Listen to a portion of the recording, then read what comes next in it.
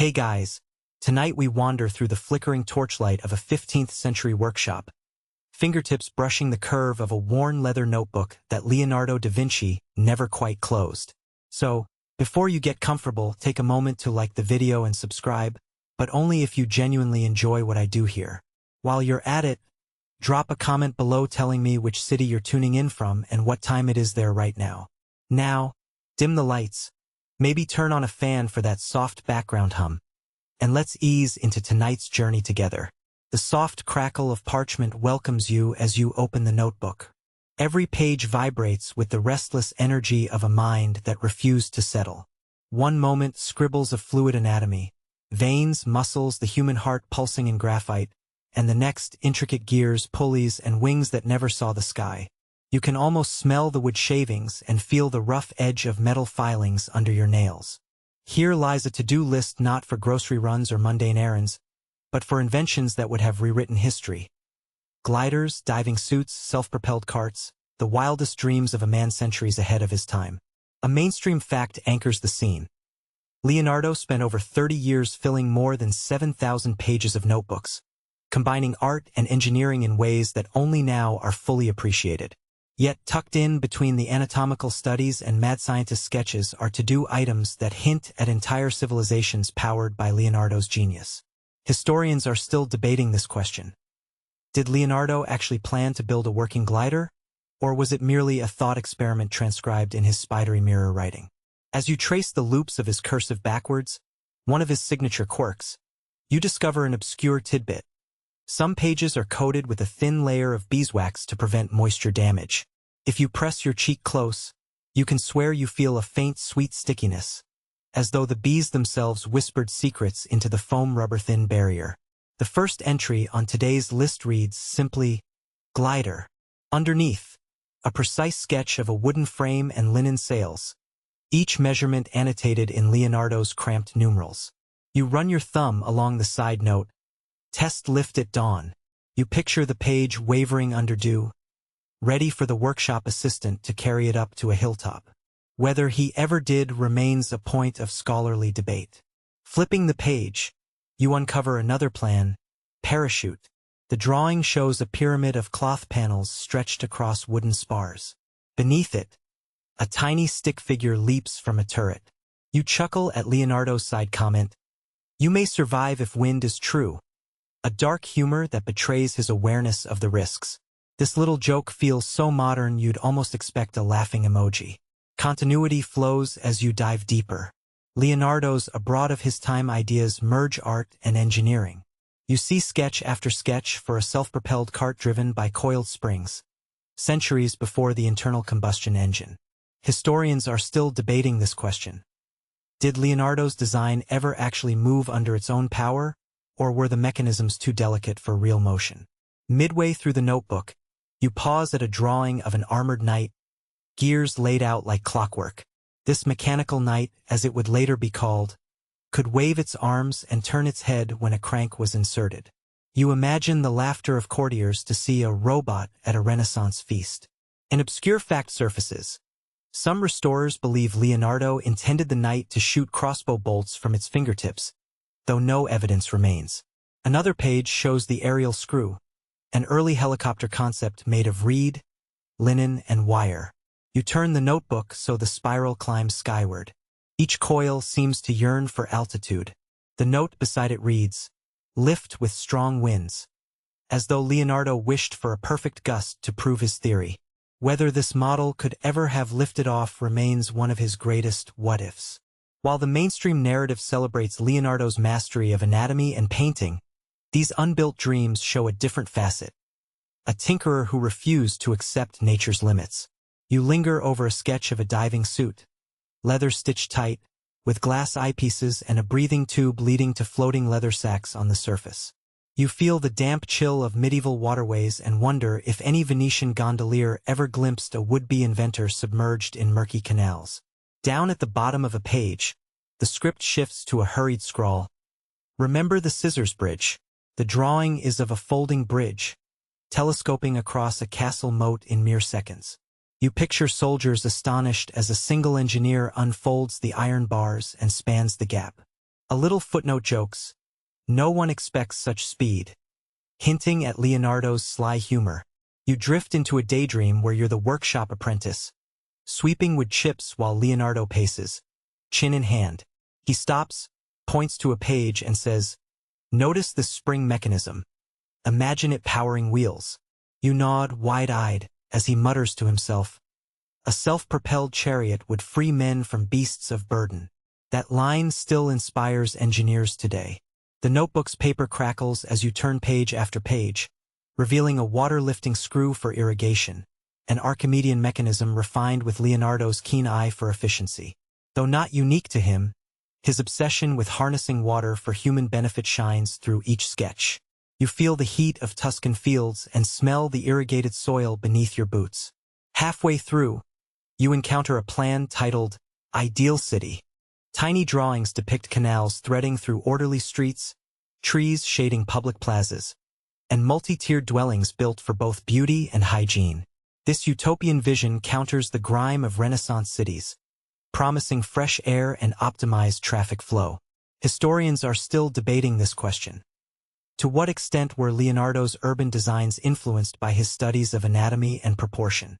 In a final flourish, the notebook ends with notes on a solar furnace, mirrors angled to concentrate the sun's rays and melt metal. You shade your eyes, imagining the blue-white glare of focused sunlight burning steel. A playful annotation reads, "Use in midday sun. Bring shades." Even the greatest morning mist clings to the hillside as pale sunlight filters through olive groves. A wooden frame lies assembled on the grass, its beams polished smooth by careful carving and time. Linen sails, stretched taut across sculpted ribs, catch the fragile breeze and flutter like a giant bird awakening. Footprints in the dew lead to the spot, each step echoing the legacy of a mind obsessed with defying gravity. A gentle gust teases the edges of the canvas, hinting at the promise of lift. Instruction notes, scrawled in backward script along the wing spars, outline precise angles derived from studies of hawk wings in flight. Over 200 of Leonardo's bird sketches informed this design, blending art and science in a way few had ever attempted. Modern readers marvel that, centuries before powered flight, someone could analyze lift and drag so keenly. Memories of the workshop drift through the mind. The clink of chisels shaping ashwood ribs, the scent of boiled linen stiffened for rigidity, and the hush of parchment as sketches were transferred to full-scale templates. Oddly, some pages bear traces of orange peel oils, an obscure trick Leonardo used to preserve paper from mildew. Scholars uncovered this fact during restoration, marveling that the citrus scent might have been his way of warding off both pests and stale ideas. Heartbeat quickens at the sight of the harness straps dangling from the frame. Leather, treated with tallow for resilience, promises to hold against the pull of wind. A side note whispers, "Trust the straps, not your courage alone." Dry humor drips from the quill, hinting at Leonardo's awareness that bravery without planning is folly. A faint smile crosses the horizon as the earth yawns awake. Tension simmers as weight shifts onto the glider's keel. Smooth linseed oil on the wooden surfaces gleams like amber in the sun, evidence of Leonardo's insistence on both function and beauty. It's widely known that he experimented with varnishes to protect wood from moisture, especially after witnessing splintered prototypes fall apart in rain. That practical insight paved the way for more durable constructions, even if this one remains untested beyond small models. Shadows lengthen when a mouse scurries across the frame, pausing mid-stride as if granting permission. That fleeting moment crystallizes centuries of curiosity. Underneath a joint, a minuscule graphite sketch of an owl's wingtip reveals Leonardo's habit of embedding hidden doodles. Few have noticed this tucked-away detail, as it requires disassembling the frame to discover. Breath catches at the thought of launch. Fingers brush against carved notches that mark a pilot's foot placement. One step forward, another back, then a leap into the unknown. That exact sequence emerged from primitive wind tunnel tests, small wooden models suspended on strings in enclosed courtyards. Observations of string tension variations convinced Leonardo that lift could be quantified. Historians are still debating this question. whether those experiments truly measured aerodynamic forces or merely demonstrated surface drag. Grass whispers beneath careful footsteps. The hillside slopes gently enough to allow a running start but steeply enough to generate airspeed. Villagers gossip in the distance, their silhouettes animated by curiosity. One shepherd's daughter tugs at her braid, wide-eyed, while a blacksmith sets down his hammer, sweat dripping from his brow, wondering in hushed tones if the heavens will open beneath a man's wings.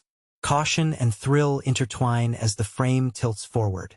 Leather straps shift against the body in a snug embrace. Muscles tense, recalling tales of Icarus and ancient myths of human flight.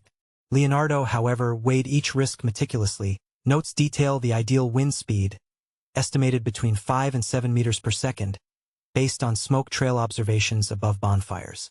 Such precise measurement foretells the analytical rigor behind the apparent whimsy. Surge of momentum carries the frame forward. Linen sails scream with rising wind resistance, and every joint hums like a tuning fork resonating with raw energy. A heartbeat later, feet lift off the ground by mere inches, yet enough to shatter centuries of earthbound limitation. Below, the patchwork of vineyards and orchards fans out like an artist's palette, colors blending into a living tapestry. Cracking pines at the forest edge beckon as the glider responds to thermal updrafts, rising air warmed by sunlit stones. Leonardo's margin scribbles recommend seeking those currents near rock faces, noting that smoke from small fires tests their presence. That method, primitive yet effective, marks one of history's earliest wind mapping techniques. Elation surges, earth recedes, the glider banks into a gentle arc, following invisible pathways of moving air. Joy hums in every taut sail fiber. Yet the moment remains precarious, less a triumph over gravity than a negotiated truce. Historians are still debating this question, whether such a wooden and linen contraption could sustain stable flight long enough for meaningful travel or only for brief, thrilling hops.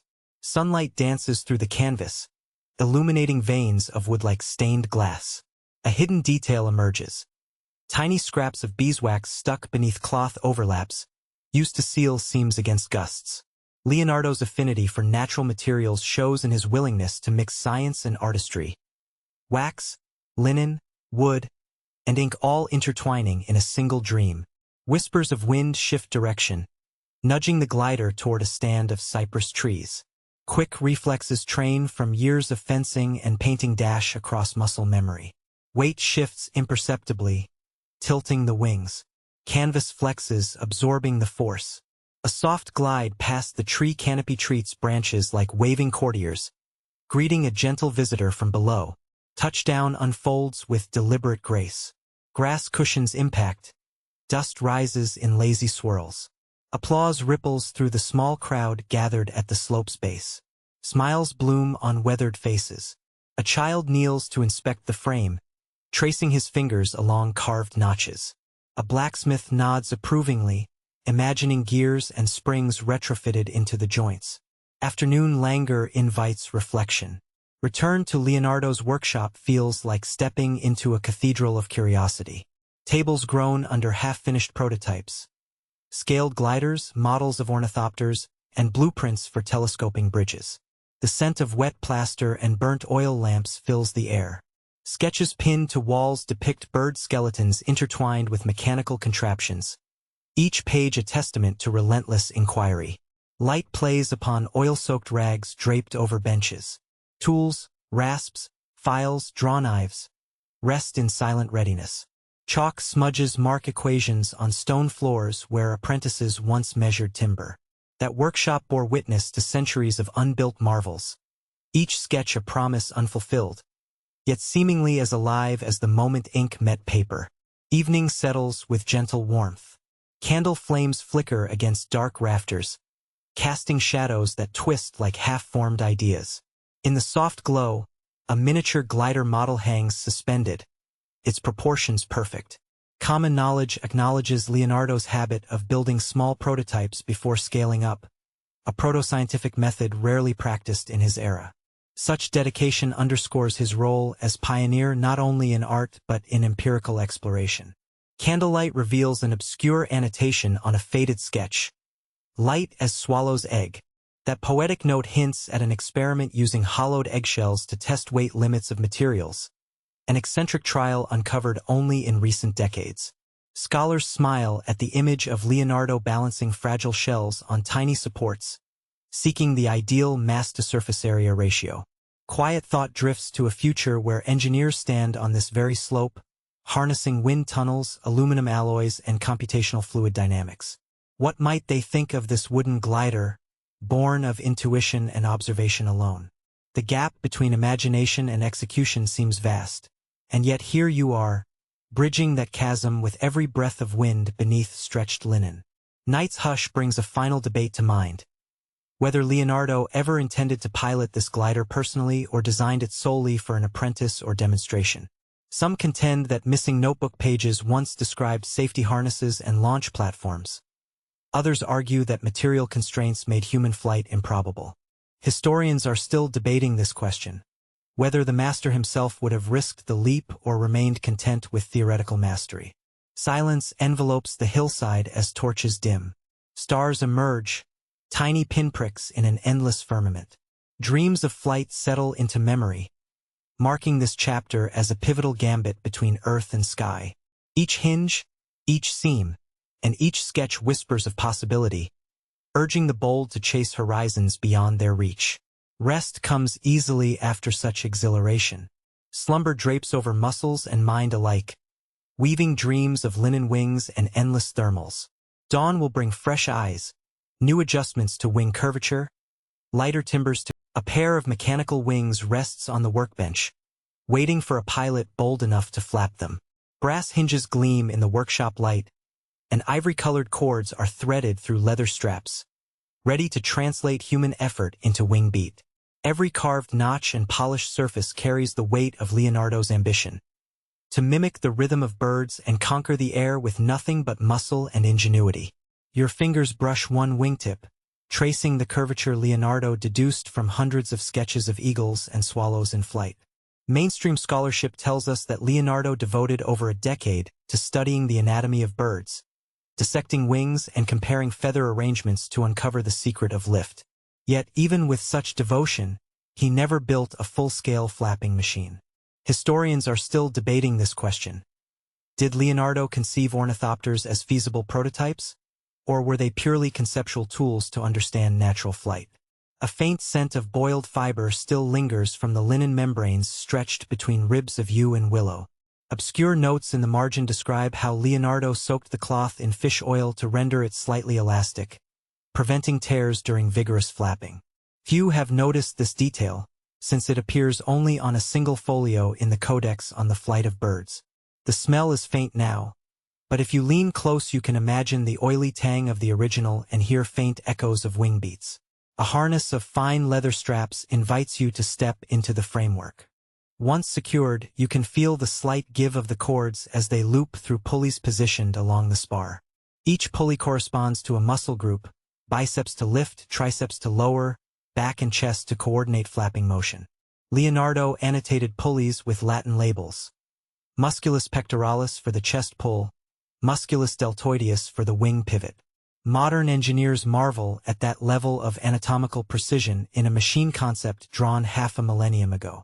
You brace your shoulders and grasp a carved wooden crossbar. Below your feet, a footplate anchors the mechanism. Leonardo's notes recommend a slow start, 3 tentative flaps to find the rhythm, then a deeper, more forceful arc to generate sufficient thrust. According to his sketchbook, a trained athlete could manage a dozen flaps per minute, yielding a continuous but laborious flight of perhaps 50 meters. That estimate, however, remains in dispute. Historians are still debating this question. Could a human operator have produced enough power to sustain flight, or would the ornithopter have faltered under its own weight? A sudden sense of urgency grips you as you imagine running into a gentle breeze, wings beating in sync with your strides.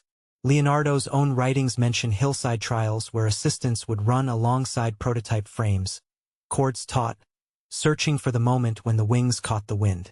An obscure engraving uncovered in the archives hints at such a test.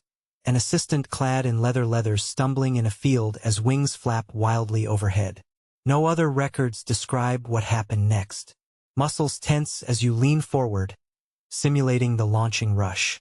The leather straps constrict lightly around your torso, redistributing pressure across rib and spine. Leonardo's design places pulleys at chest height, reducing strain on the arms. A note scrawled in mirror writing warns, "Guard against shoulder sprain." That brief comment is one of the only allusions he ever made to pilot safety, suggesting he understood the physical toll of his creations. Your hands flex on the crossbar. The first flap is awkward, heavy, linen stretching, wood creaking. Tongues of wind slip through the fabric, imparting a low, hollow whine. The second flap finds more purchase.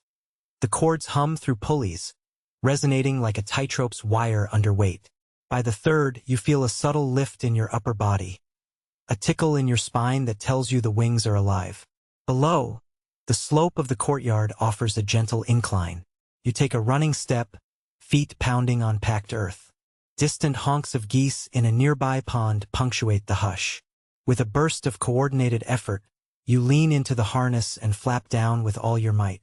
Linen and wood respond, thrust generating a subtle buoyancy that lifts you an inch or two off the ground. The nearest onlookers gasp, villagers holding woven baskets of olives, mistaking your contraption for a fabled bird of myth. Momentary flight is exhilarating and terrifying. The wings beat unpredictably, shifting your center of gravity. Sweat beads on your brow as you struggle to maintain rhythm. Leonardo's sketches anticipate this, showing small control levers near the wrist straps, intended to adjust the wing's angle of attack mid-flap. Yet no example survives with those levers intact. Either he abandoned the idea or the prototypes fractured under the strain. A sudden gust of wind rattles the workshop's open door, and you're reminded that nature refuses to be tamed. The wings dip, forcing your feet back to earth with a thump. Dust rises in lazy swirls around your ankles. Laughter and applause ripple through the small crowd gathered beyond the courtyard walls. A blacksmith nods, impressed by the brief defiance of gravity, while a shepherd mutters about sorcery and winged angels. Retreating from the frame, you feel every muscle tremble. Leonardo's design never saw a full-scale test with a human pilot. Only small weighted models slipped from tower ledges to study flapping aerodynamics. Those experiments produced uneven results. Some models fluttered to a soft landing, others spiraled uncontrollably, smashing on impact. That inconsistency prompted Leonardo to refine his wing joints, adding a ball-and-socket mechanism to allow each wing to adapt to changing air currents. Back in the dim light of the workshop, sketches line the walls. Detailed birds in mid-wing, mechanical wings drawn at multiple angles, and notes in hasty script. Adjust chord angle by 5 degrees here. An obscure drawing depicts a catapult-style launch to give the wings extra initial velocity. If built, that contraption may have required a violent handover from machine to pilot, likely too dangerous for the grandmasters of Milan to sanction. Mainstream accounts often credit Leonardo with the concept of an ornithopter, but they rarely note that he planned to build a supporting frame of larch and juniper for enhanced durability. That choice of wood came from his studies of shipbuilding, where larch's resistance to rot and juniper's strength were prized. Few realized that Leonardo consulted local botrytes before specifying materials for his flight machines. The afternoon sun warms the beams as you inspect a joint. Bushes of lavender line the open doors, and their fragrance drifts in, mixing with the scent of fresh carpentry. A workshop hand brings a basin of water and a cloth, urging you to wipe sweat from your hands. In return, you offer to demonstrate the wing mechanism one more time, but he only shakes his head, eyes wary of repeated tests. A quiet debate simmers among the onlookers. Was Leonardo's ornithopter ever meant to carry a human, or was it always destined to remain a scaled study? Some early modern scholars argued that the mechanism's weight-to-thrust ratio made human flight impossible. Others point to missing folios that might have contained lighter materials or revised dimensions. Historians are still debating this question. Did later inventors draw inspiration from Leonardo's designs, or did they start afresh unaware of his pioneering work? As dusk falls, you help dismantle the wings, removing leather straps and pulleys. Components are carefully cataloged and stored, awaiting future refinement. A brass counterbalance is slipped into a wooden box next to delicate linen membranes. That counterbalance is an odd artifact. Some believe it functioned as a primitive gyroscope to stabilize flapping. Others insist it was merely a test weight for balance experiments. Night deepens, and candles flicker against the workshop's high ceilings.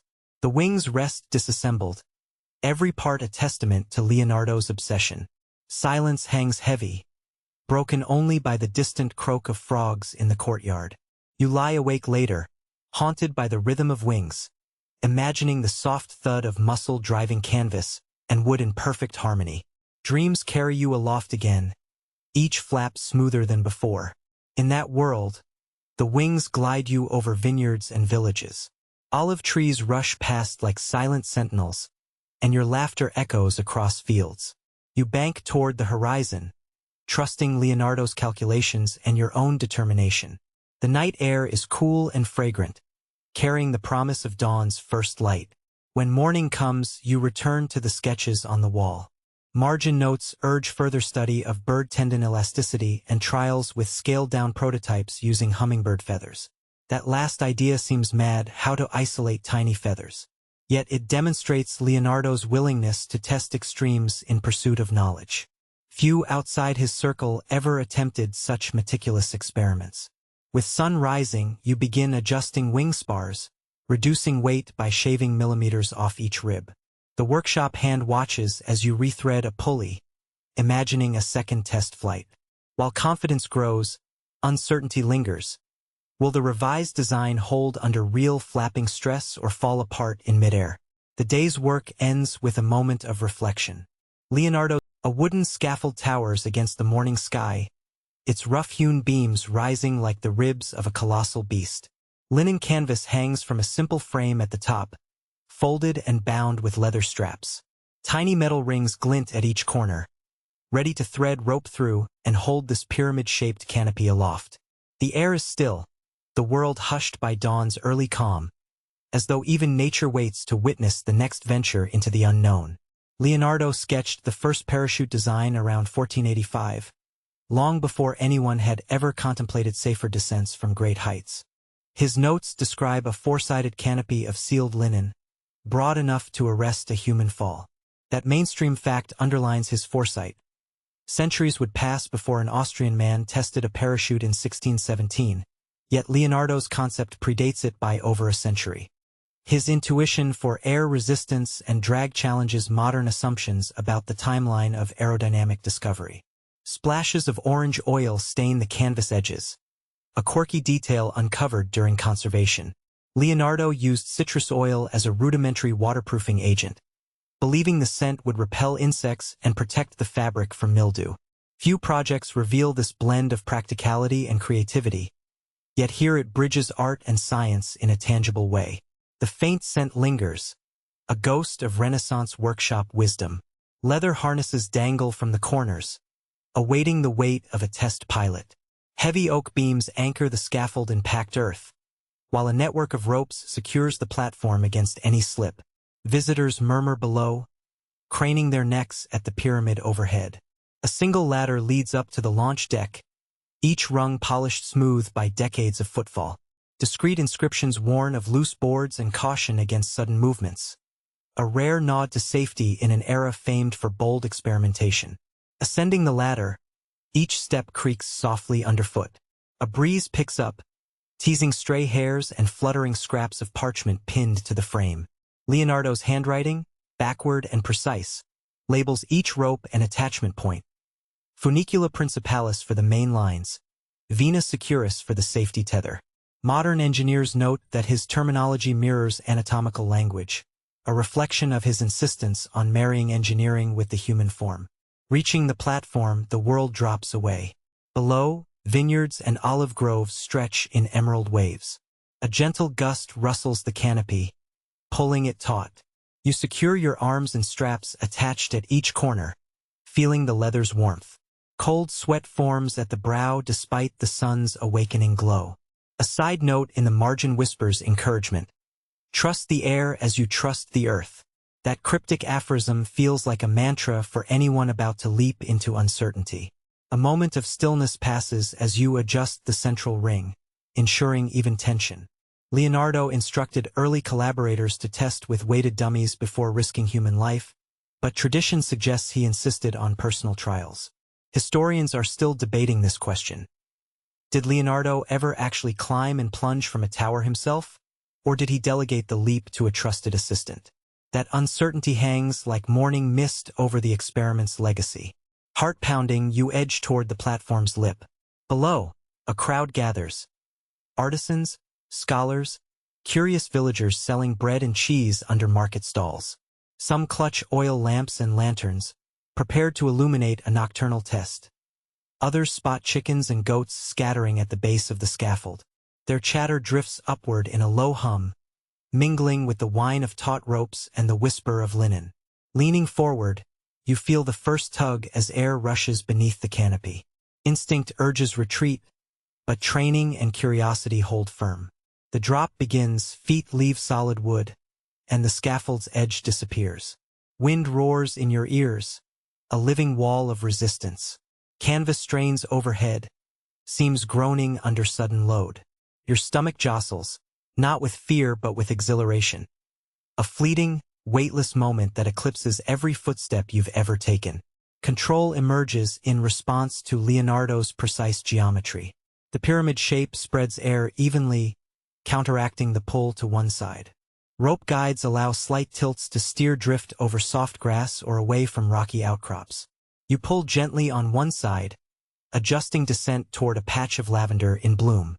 The air carries the fragrance upward, mingling with adrenaline and the faint tang of oil. Impact arrives softly as grass cushions the fall. Limbs unfold, and you roll to absorb remaining momentum. A hush follows, broken by a single exhale so loud it seems sacrilegious. The crowd erupts in cheers and applause. Children run beneath the canopy, fingers brushing linen as though to confirm its solidity. A shepherd higher up cries out that angels must envy such descent.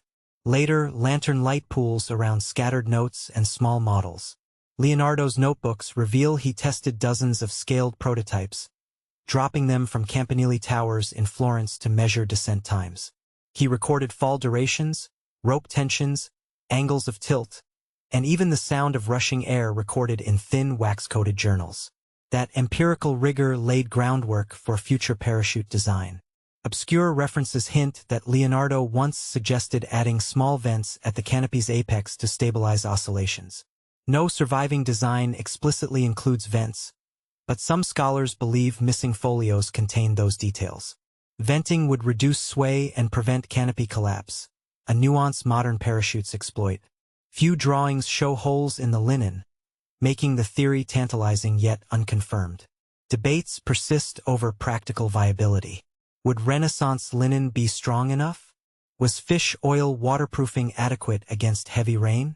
Could human reflexes manage steering lines without modern training? Historians are still debating this question. Was Leonardo's parachute fundamentally sound, or did it rely on unproven assumptions about material strength and pilot skill? That open question fuels ongoing fascination with his audacious plans. Night settles in the workshop as tired hands mend small tears in linen and rethread leather straps. Oil lamps flicker against sketches pinned to walls. Detailed cross-sections of canopy frames, tables of drop times, and notes on suitable launch heights. One sketch shows a medieval tower framed by the parachute overhead, a tiny figure suspended like a marionette. It captures both the absurdity and the poetry of human flight.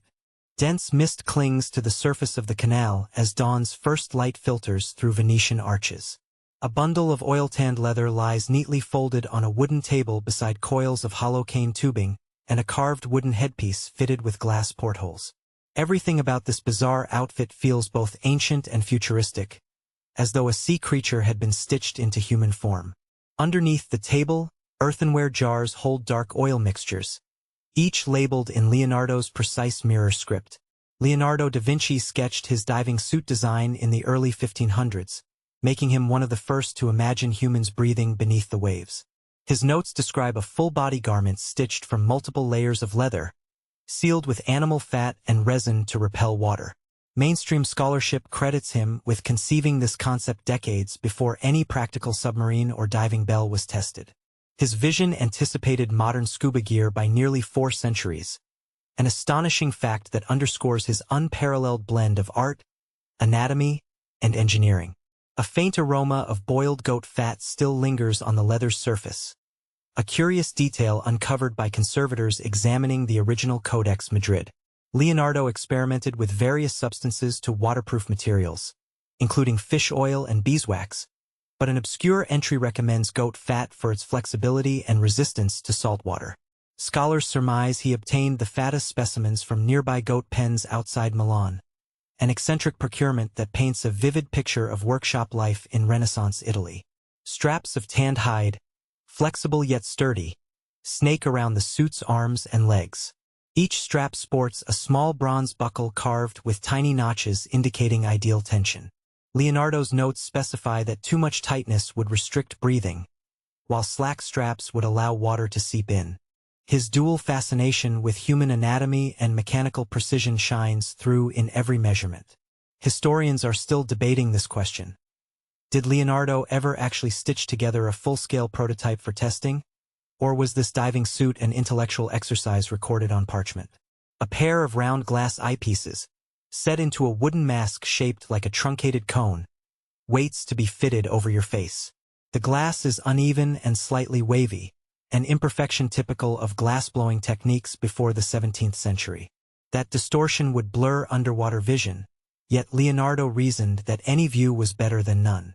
An obscure margin note suggests painting faint crosshairs on the glass to help gauge distance and orientation, a proto-instrument that modern divers would recognize as a reticle. Metal loops sewn onto the shoulders serve as attachment points for a series of weighted leather pouches. Intended to overcome buoyancy, these pouches would be filled with sand or lead shot. A single pouch, roughly the size of a man's fist, could weigh up to 5 kilograms. Leonardo annotated weights in local units, 8 libbre per sacco, indicating 8 pounds per pouch. That granular specificity shows how finely he calculated diving depth and trim balance, long before physics would formalize buoyant force equations. Breathing is facilitated by hollow cane tubes, one long tube ascending from the mask across the water surface, and a shorter relief tube for exhalation. Inside Leonardo's marginal drawings, the tubes terminate in small float chambers carved from cork to maintain vertical alignment. Few early designs mention cork, making this one of the suit's most ingenious yet overlooked features. By preventing both inhalation and exhalation tubes from collapsing under pressure, the floaters maintain a constant airway, an elegant solution to a life-or-death problem. The canal's water laps gently at the dock's edge as you slide into the suit. Leather creaks softly against skin, and the mask seats snugly around your face. A workshop assistant secures the exhalation tube to the mask center, then ties the inhalation tube to a tall mast above the scaffold. That mast rocks slightly under wind, reminding you that a stable air supply depends on both human engineering and fickle weather conditions. Descending a ladder into the murky green depths, each rung feels slick with moss. Tiny bubbles escape from unseen crevices under the mask, tracing sinuous paths toward the surface. The water temperature feels surprisingly mild, warmed by summer sun. Light filters down in emerald shafts, illuminating suspended particulates and the occasional darting fish. At 20 centimeters depth, visibility drops to mere meters, lending every movement an air of mystery. Within moments, breathing settles into a calm rhythm. Leonardo's design calculates ideal tube length so that water pressure at this depth does not collapse the airway, but beyond the recommended 5 meters the suit's flexibility would fail. His margin note warns against deeper dives, citing the risk of compression mortale, fatal compression. That phrase feels stark and clinical amidst the hypnotic silence underwater. A catfish drifts into view, its whiskered face inspecting the mask with curious eyes. Leonardo studied fish anatomy extensively, sketching gill arches and opercula in notebooks that later informed his diving experiments. One sketch in the Codex Leicester compares fish sinuses to human lungs, suggesting he believed humans could mimic gill function with the right apparatus. That was a misconception. Historians are still debating this question. Did Leonardo seriously consider inventing artificial gills? Or were those drawings meant only to explore anatomical similarities? gliding over submerged timbers and algae-coated stones. You marvel at the quiet ballet of aquatic life. Olive green leaves drift from overhanging willows, swirling like confetti in slow motion. A lone carp flicks its tail and vanishes into shadow. Amidst this peaceful dive, a sudden current tugs at the suit, reminding you that nature harbors hidden forces. Leonardo recognized this unpredictability. His diagrams include adjustable ballast pouches to shift weight and counter unintended drift. Pressing a gloved hand against a brick wall of the canal, you feel its roughness through the leather. That tactile feedback impressed Leonardo. He believed divers could perform underwater inspections of bridge foundations or retrieve submerged treasure. An obscure footnote proposes adding small scraper blades to gloves, enabling clearance of barnacles or sealing minor hull breaches in sunken ships.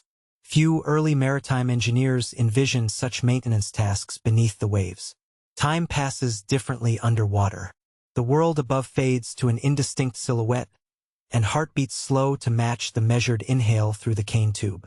Even so, muscles strain with each kick, moving you through the viscous medium. Leonardo noted that swimming while equipped would require considerable strength, recommending mild dives only 2 or 3 times daily. Modern divers recognize decompression limits and oxygen toxicity, concepts centuries beyond Leonardo's era. Yet his emphasis on pacing foreshadows contemporary dive safety protocols. A sudden dance of light catches your eye, a school of silvery minnows reflecting sunbeams like shards of glass. Their swift turns remind you of Leonardo's bird flight studies, now inverted in an aquatic world. That interplay between air and water fascinated him. His codices contain parallel plates showing wing flapping and fin movement, hinting at his belief in universal principles of locomotion. As the dive continues, a faint trickle of water reaches the mask's lower edge. Fastening the exhalation tube more tightly stops the leak, but your pulse quickens at the reminder of how precarious this venture remains. Leonardo's design included double-stitched seams and seals treated with resin, yet fabric and leather degrade in saltwater. While the canal is brackish rather than marine, the suit's longevity would still suffer. Historians are still debating this question: whether any original materials could withstand repeated immersion long enough for practical use. Nearing the end of the allowed descent, you press a weighted pouch to monitor buoyancy. Annotations chalked in mirror script indicate that adding or removing one pouch shifts trim by a degree or two, enough to keep a diver horizontal or allow a slight nose-down attitude to examine deeper structures. That level of control astonishes modern engineers who rely on mechanical buoyancy compensators and trim valves. Ascending toward the surface, bubbles burst in rapid succession along the cane tube. Light sharpens and color returns in vivid contrast. Breaking through the waterline, you cough and gasp fresh air, marveling at how such a primitive contraption could succeed at all. A crowd of onlookers waits on the dock, applauding as the mask lifts free. Muscles tremble with relief and exhilaration, a combination Leonardo surely anticipated when he wrote, "Homo victus ex aqua victor I am canet. Let man overcome water and sing victory." Back on solid ground, the suit emits a faint gurgle as residual water drains from creases. Clever fast-draining slits under the arms facilitate shedding of water, a feature uncovered only in one fragment of the original leather.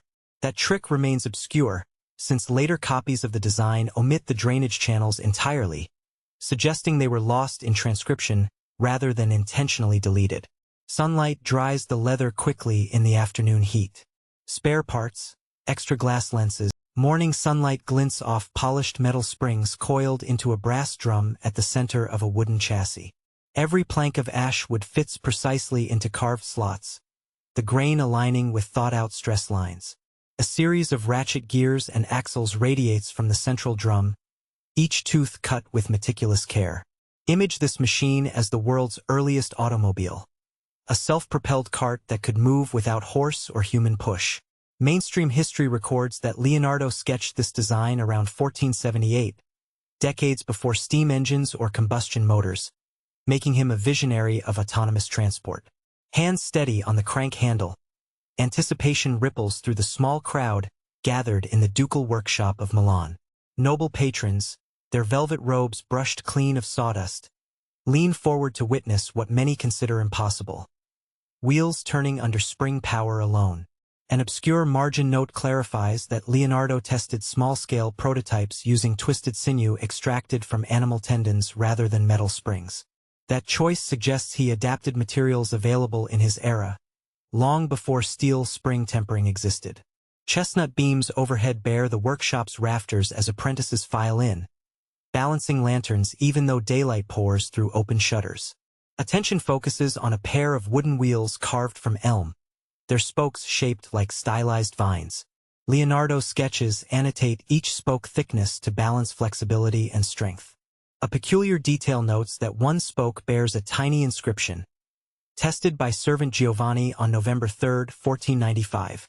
This record implies he conducted real-world trials rather than leaving the design purely theoretical. Murmurs fill the room as a leather-clad assistant tightens the drum's winding mechanism. Leaning close, spectators catch the musky aroma of linseed oil used to lubricate axles. Few know that Leonardo experimented with mixtures of animal fat and crushed marble dust as a primitive grease to reduce friction.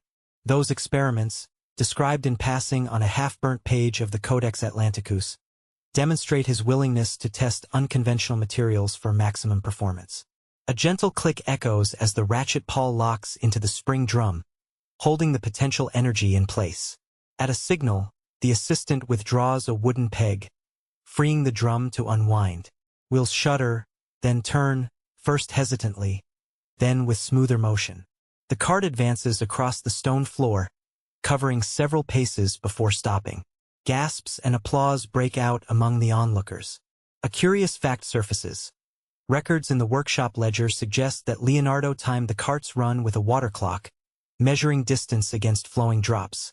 A fusion of mechanics and chronometry centuries avant-garde.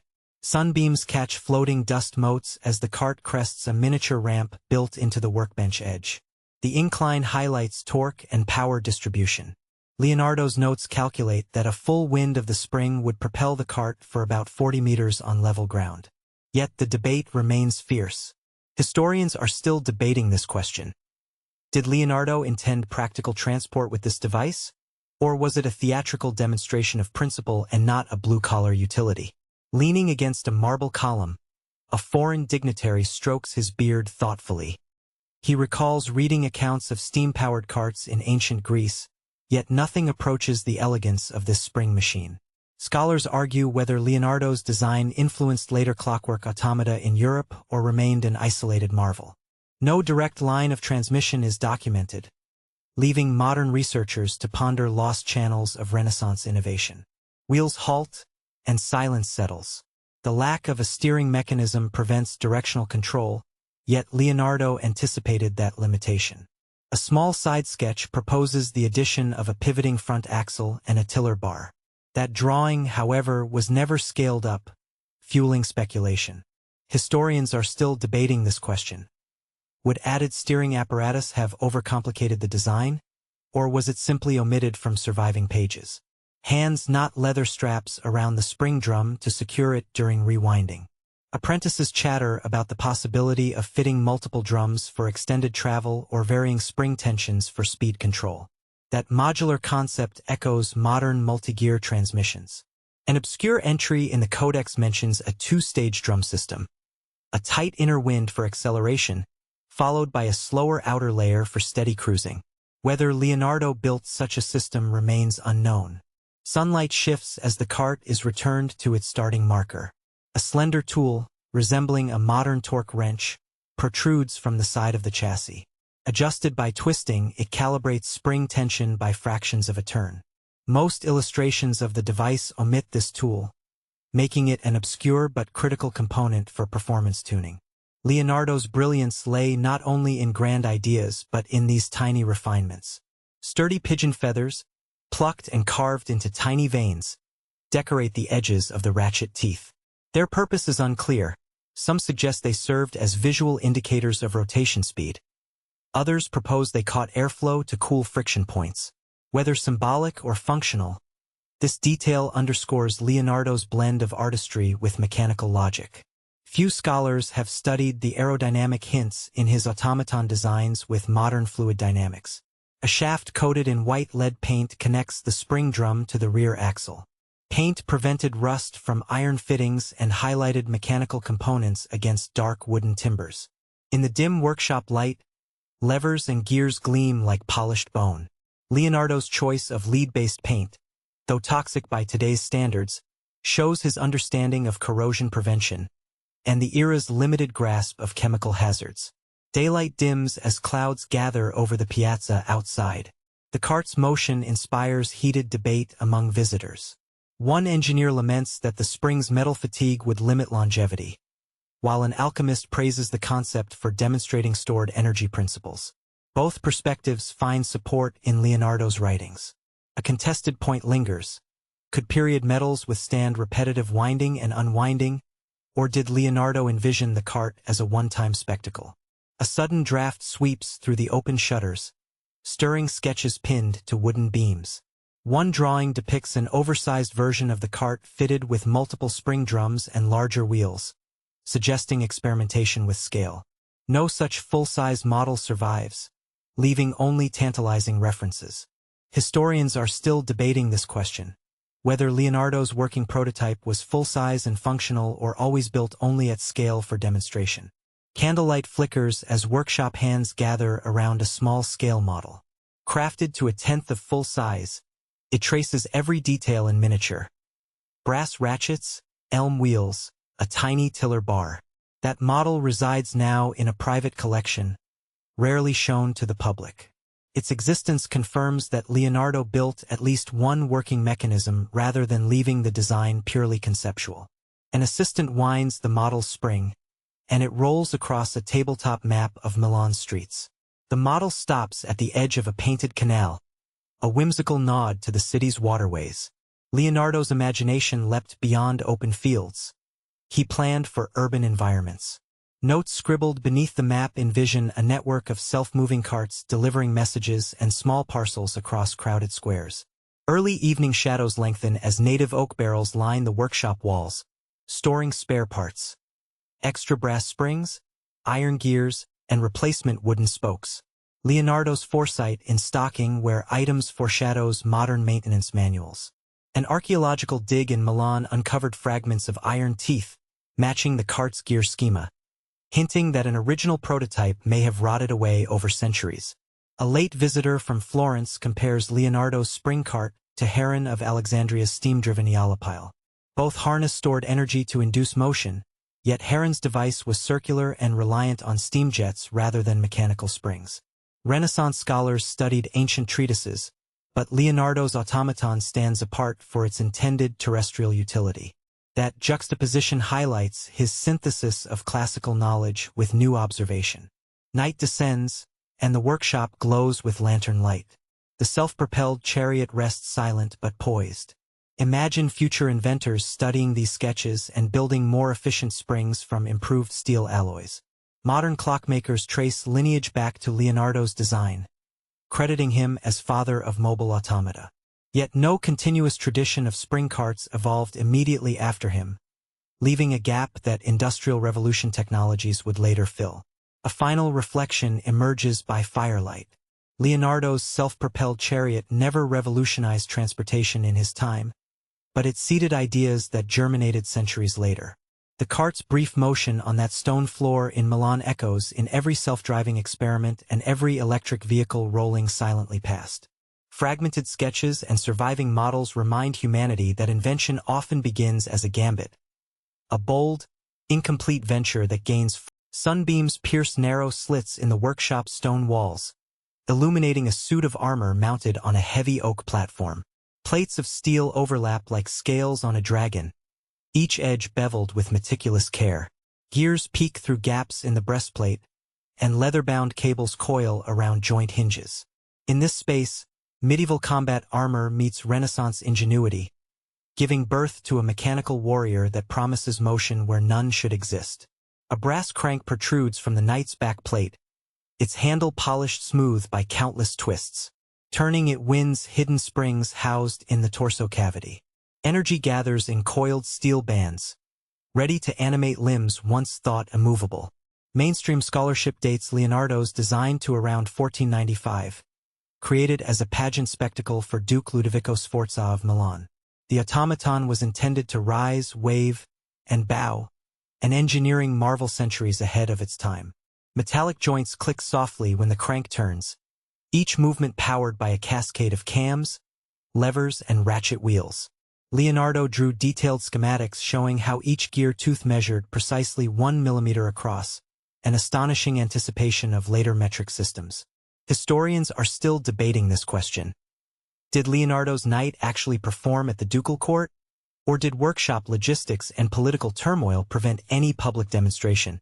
Interior sketches reveal that some load-bearing shafts were fashioned from tempered bronze rather than iron to resist corrosion and reduce weight. Obscure restoration notes uncovered traces of animal glue and horsehair packing around pivot pins, serving as primitive vibration dampers. Those organic materials would cushion gear impacts and silence operation. A subtle touch highlighting Leonardo's sensitivity to both function and presentation. Armor plating covers a wooden frame reinforced with iron straps. Beneath the decorative flourishes etched into each breastplate panel lies a network of interlocking gear trains. Shifting motion from torso to limbs relies on carefully sequenced ratchets. A small steel pawl engages each tooth in turn, ensuring that wrists curl and elbows extend in a lifelike rhythm. The technical brilliance of this mechanism belies the seeming simplicity of its outward appearance. Audience expectations run high as an assistant winds the crank. At a signal, the peg holding the main ratchet wheel is withdrawn. The knight's breechplate hums to life. First, the hips pivot, lifting the figure to a standing posture. Next, the shoulder joints rotate outward, extending arms in a graceful salute. Finally, the visor on the helmet tilts upward, revealing a stylized wooden face painted with realistic eyes. Gasps echo off stone archways as courtiers marvel at the illusion of living metal. Court heralds proclaim that nothing on earth moves by magic alone. Leonardo intended this automaton as a demonstration of mechanical principle rather than mystical wonder. His notes specify spring temper and coil diameter to balance speed and torque. Debates among modern scholars focus on whether the knight ever served a practical function beyond courtly entertainment. Historians are still debating this question. Was the mechanical knight a prototype for labor-saving machines, or merely a theatrical prop? Further inspection shows small copper bearings at major pivot points. That choice reduces friction and prolongs operation between scheduled oiling. Leonardo's margin notes recommend a mixture of olive oil and crushed marble dust as lubricant. Those instructions represent one of the earliest recorded maintenance protocols for complex machinery. Few automata of the era include such comprehensive guidelines, marking Leonardo as both inventor and proto-maintenance engineer. A separate diagram suggests fitting the knight's gauntlets with a spring-loaded crossbow mechanism. Bolts would be stored in a compartment beneath the cuirass and delivered automatically when a trigger hidden in the right hand was pressed. No surviving component confirms this feature, and no clear reference details its range or firing rate. Historians are still debating this question. Did Leonardo plan an armed automaton, or was that notion an imaginative flourish to heighten spectacle? Scale models on a nearby table offer insight into Leonardo's process. One ivory miniature stands just 10 centimeters tall, complete with tiny springs and wheels. Another wooden maquette measures about 30 centimeters and demonstrates basic joint articulation. These prototypes confirm that Leonardo built working mock-ups before committing resources to full-scale production. His iterative approach mirrors modern design thinking. Build small, test, refine, then scale up. Audience reaction grew from astonishment to speculation. Some courtiers whispered comparisons to ancient golems and legendary sentient statues. Leonardo had studied theological texts on animated clay figures, and his fascination with folklore shows in his margin commentary. That cross-disciplinary curiosity places him at the intersection of mechanical science and human storytelling, bridging technical expertise with cultural imagination. Further mechanical details reveal a complex cam profile inside the torso. A rotating drum with 3-lobed cams orchestrates the knight's sequence of motions in time succession. As the drum turns, each cam lifts a follower rod that translates motion through hinged connectors to shoulder and elbow joints.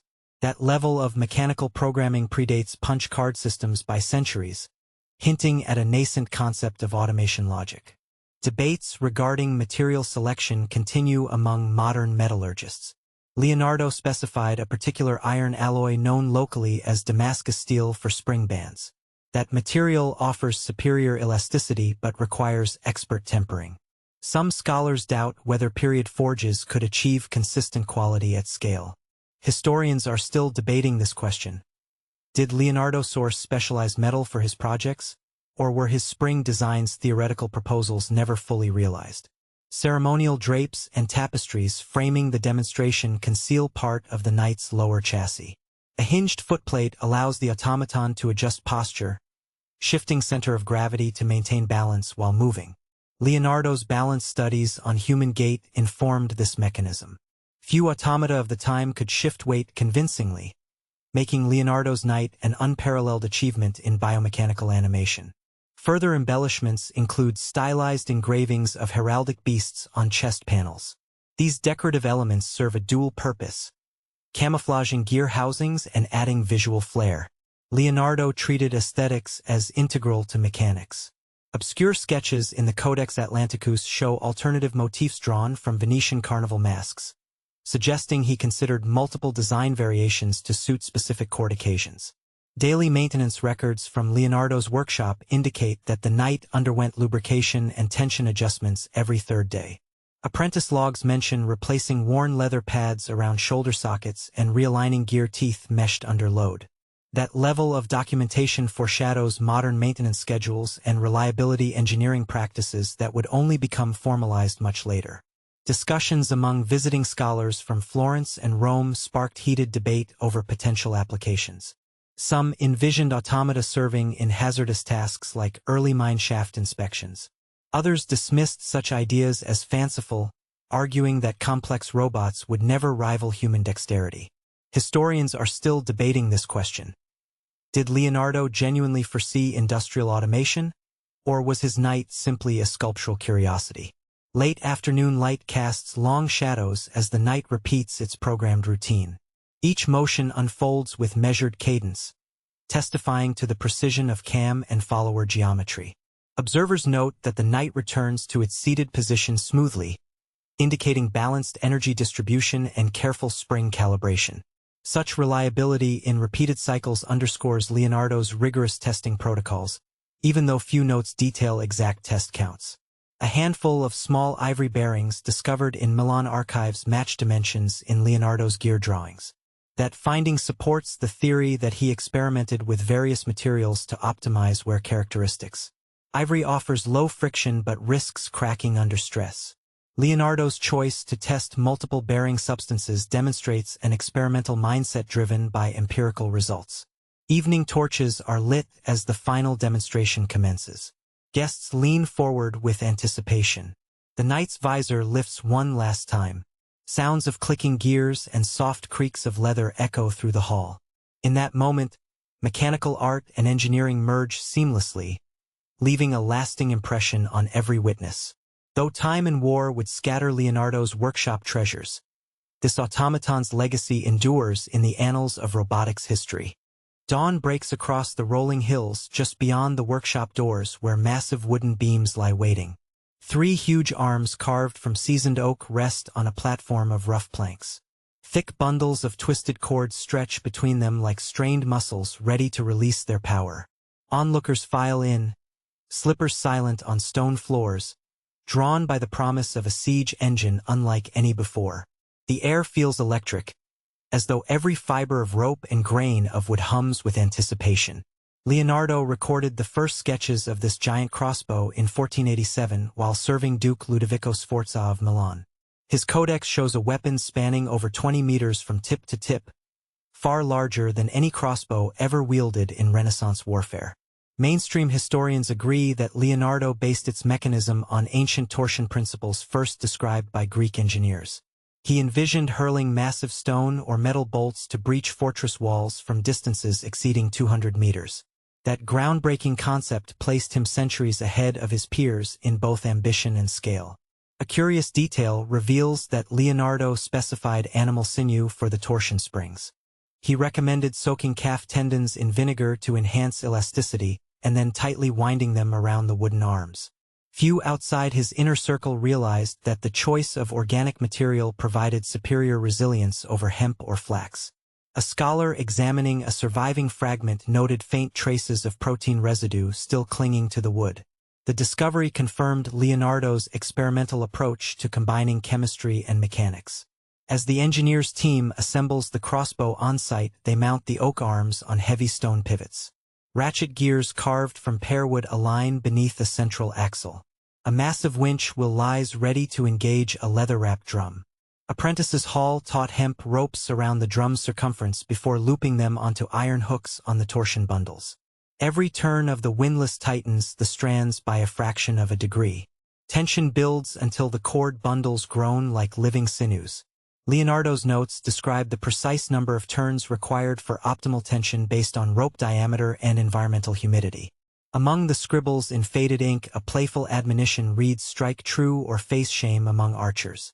That dry humor suggests Leonardo knew full well the anxieties of war engineers. He needed morale as much as mechanics. Soldiers grinned when they saw that remark, imagining the great master pacing anxiously as the torsion bundles tightened. The note hints at Leonardo's recognition that even the grandest inventions thrive on human confidence and courage. Across the courtyard, a team of soldiers practices loading a 30-kilogram bolt into the groove carved along the crossbow's wooden track. One holds a leather brace against his shoulder awaiting the shot. Others adjust the aim by shifting iron wedges beneath the platform. The entire operation requires a crew of a dozen men working in concert with quiet precision. Leonardo's design calls for interchangeable bolts of iron or carved stone to adapt to different targets. Casual banter drifts through the group as they recall earlier tests of smaller prototypes rolling down slopes to study trajectory. Dark resin mixed with crushed sand coats the oak framing as a protective layer. Leonardo recommended this blend to shield the beams from moisture and fungal rot in humid siege camps. Modern restorers confirmed traces of this coating on workshop samples. Experiments revealed that sand added slight abrasion resistance to the resin, which hardened into a durable shell. That obscure trick reflects Leonardo's habit of borrowing techniques from shipbuilders who faced harsh marine conditions. The winding mechanism showcases Leonardo's mastery of gear ratios. A pair of bronze cogwheels mounted on the drum's axle meshes with an iron pinion attached to the windlass. Each full turn of the crank rotates the drum by a fraction of a circle. That subtle advantage multiplies human force many times over. A carved indicator on the gearbox counts incremental rotations so that engineers can reproduce exact tension in subsequent assemblies. Such precision equipment had no equivalent in Leonardo's era. Bolts of such weight demand enormous force for both loading and launch. Leonardo's diagrams specify a brace under the crossbow trough to absorb recoil. A wooden buffer lined with leather and filled with horsehair serves to protect the frame and crew from violent kickback. That level of care for operator safety remains rare in period weapons design. Historians are still debating this question. Would Leonardo's recoil mitigation suffice for repeated firing? Or would the frame shatter under cumulative stress? Ingenious hinges at the base of each torsion arm allow the entire structure to fold inward for transport. Leonardo envisioned disassembling the crossbow into 5 major components, each light enough for a team of oxen to haul. An entry in his ledger notes that this modular design might have the time needed to reposition the weapon during a campaign. Few siege engines before him offered such portability. Military engineers puzzled over how quickly a giant device of this scale could be redeployed under enemy fire. The trigger mechanism drew inspiration from avian anatomy. Leonardo studied bird jaws to mimic their quick release motion. A spring-loaded sear holds the torsion arms in place until a narrow lever engaged by a soldier's finger snaps free. That sudden release transfers stored energy at near instantaneous speed. An obscure margin sketch shows a small wooden prototype of the trigger based on a heron's skeletal structure. Few would have guessed such biological observation informed lethal devices. First firing tests unfold on a windswept plain. Crews brace themselves against the platform as the tension drum emits a low hum. A thunderous crack splits the air as the bolt tears down the track and vanishes over rolling pastures. Distant hills shudder from the impact of the projectile striking a target mound nearly 200 meters away. Onlookers shield their ears and marvel at the power harnessed by a single machine. That display cemented Leonardo's reputation as a master of both art and war. Debate erupted afterward over whether the giant crossbow was intended purely as a propaganda tool or for serious siege warfare. Leonardo supporters argued that his notes on accuracy tests and durability trials prove practical intent. Critics counter that assembling such a massive weapon under combat conditions would invite enemy skirmishers before it fired a single shot. Historians are still debating this question. Was the giant crossbow a viable weapon of war, or an elaborate showcase of technical prowess? Nearby, a small folly with faded paint depicts a caricature of the crossbow launching a mountain boulder. Soldiers used that sketch as a crude morale booster during downtime. That addition from a workshop assistant hints at the human need to inject humor into moments of tension. Leonardo tolerated such doodles, knowing that inspiration often thrives in levity as much as in solemn calculation. Working into the late afternoon, the team conducts stress tests by loading bolts of increasing weight. An iron shaft pierced a sandbag target as onlookers scrawled timing marks on parchment. Leonardo timed these tests with a sand hourglass, noting time to impact down to the nearest tenth of a minute. That blend of temporal measurement and mechanical force represents one of the earliest systematic trials of heavy ordnance. Allies of Milan questioned the legality of using siege weapons of such scale within Europe. Officials worried that unmatched offensive power might upset fragile alliances. Leonardo himself noted in a confidential memorandum that he refined plans to include restraining screws limiting maximum draw force for non-lethal demonstrations. That nuance suggests he sought wider acceptance of his invention beyond the battlefield. A small-scale wooden model stands on a scroll-line table. Crafted at 1/10 scale, its working rig mirrors every gear and hinge of the full size. That model now resides in a private collection in Turin, yet rarely appears in publications. Its existence confirms Leonardo built working prototypes to validate theoretical designs before committing to massive timber purchases. As dusk approaches, teams dismantle the framework for storage. Each oak beam slides free of stone pivots and packs onto flat wagons lined with straw bedding. Crews wax the cords to preserve elasticity for future deployments. Leonardo's instructions recommend a final treatment with melted beeswax infused with clove oil to ward off insect larvae. That fragrant preservation method remained obscure until conservators rediscovered it centuries later. Final reflections drift through the empty courtyard. The ground still trembles from firing tests. Splintered wood fragments and scattered iron rings litter the dust where the crossbow stood. Every detail of its design reveals Leonardo's genius at merging nature observation with mechanical mastery. Though the giant crossbow never changed the course of warfare, it lives on as a symbol of bold invention and the human drive to harness raw forces. Morning light filters through a pale haze as a series of wooden beams lie aligned beside a deep, water-filled moat. Each beam connects to its neighbor through pivoting iron joints, forming a scissor-like lattice ready to extend at a moment's notice. Ancient stones of the castle's curtain wall glisten with dew, and moss carpets the aged masonry. This telescoping bridge, sketched by Leonardo da Vinci nearly half a millennium ago, promises to span impassable chasms in seconds. A marvel of military engineering that blends artistry, physics, and a flair for the dramatic. Leonardo's notebooks reveal that he conceived the scissor bridge around 1502 during his tenure as a military architect for Cesare Borgia. Mainstream historians note that he studied ancient Roman military manuals, adapting the pontoon bridge concept into a deployable mechanism light enough for foot soldiers to handle. His design overturned traditional siege craft by enabling engineers to deploy a 20-foot crossing with mere handfuls of men. Victorious armies could storm fortifications at dawn, catching defenders unprepared. A series of sketches shows the bridge sections nested in a compact stack.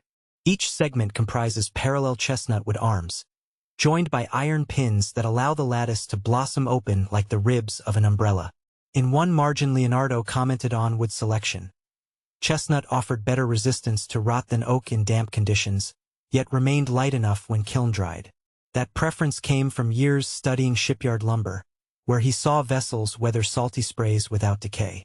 A playful note tucked beside a diagram reads, "Handle with care, or toss into the moat." That dry humor lightens the heavy subject of war. His quill scrawled a warning. Overly forceful extension could warp the iron pivots, rendering the bridge useless. A careful balance between human strength and mechanical resilience emerges from that caution, underscoring his grasp of material limits. Guarding the castle walls, soldiers gape as engineers roll the nested sections forward. Wooden rollers carved from beech lie in shallow grooves, reducing friction between stone and wood. Pulling on leather-reinforced ropes, a quartet of men drags the stack to the moat's edge. The first pivot clicks free, and the arms spread outward. Tension builds as each scissor joint locks into place, forming a rigid frame that stretches toward the opposite bank. Water laps at submerged ends of the bridge, its weight offering stability while testing buoyancy. Leonardo's marginal calculations instruct filling hollow boxes attached to the frame with stones to counteract lifting from river currents. That less celebrated detail ensured the bridge stayed anchored, a principle echoed in modern floating pontoons. Few siege engines of the era integrated buoyancy controls so deftly. A brief hush falls when the final section locks. Soldiers advance to test the structure, tapping beams with pike shafts to gauge resonance. Sound ripples through the lattice, betraying any loose joints. A senior engineer marks troublesome pivots with chalk, an early form of quality control. Leonardo's insistence on inspection protocols foreshadows modern safety checklists.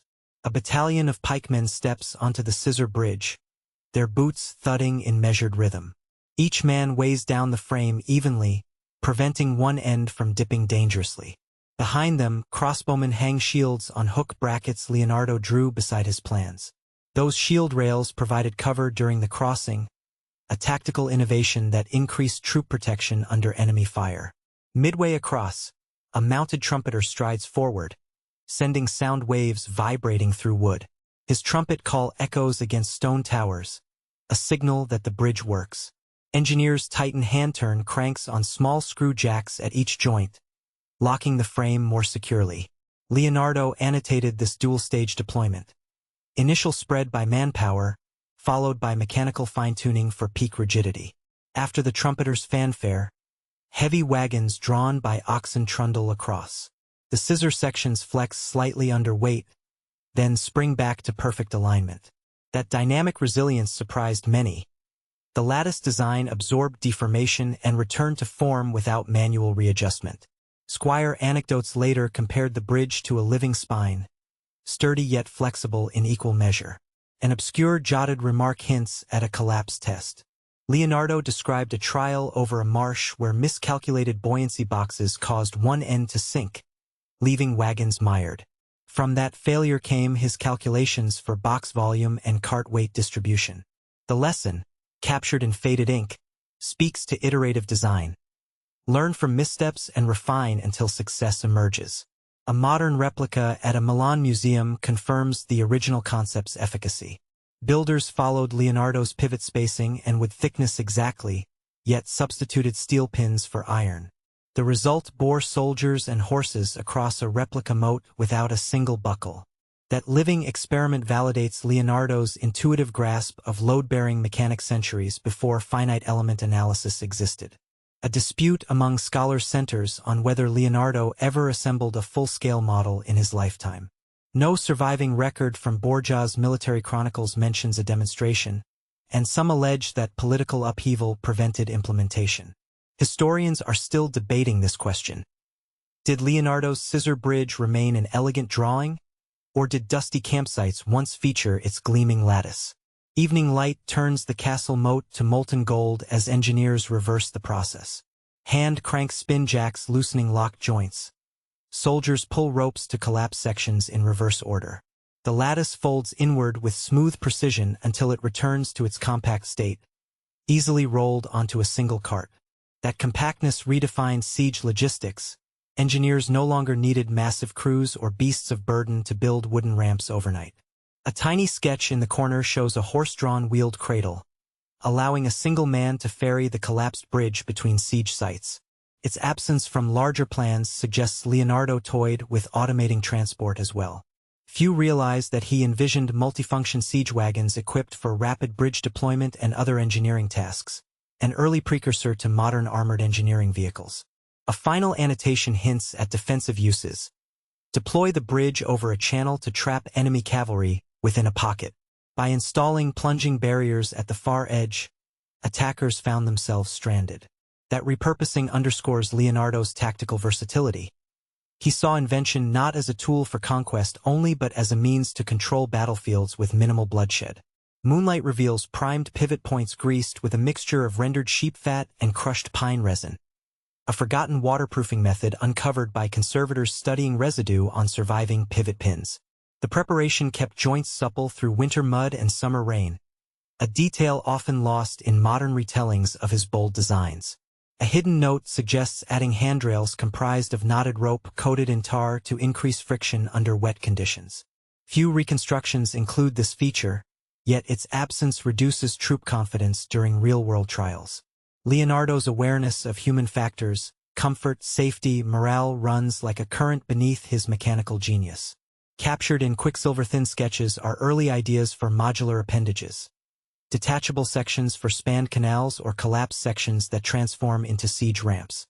Though never built, these concepts reveal his fascination with reconfigurable structures. Scholars still pore over these tiny drawings, hoping to decode lost engineering avenues.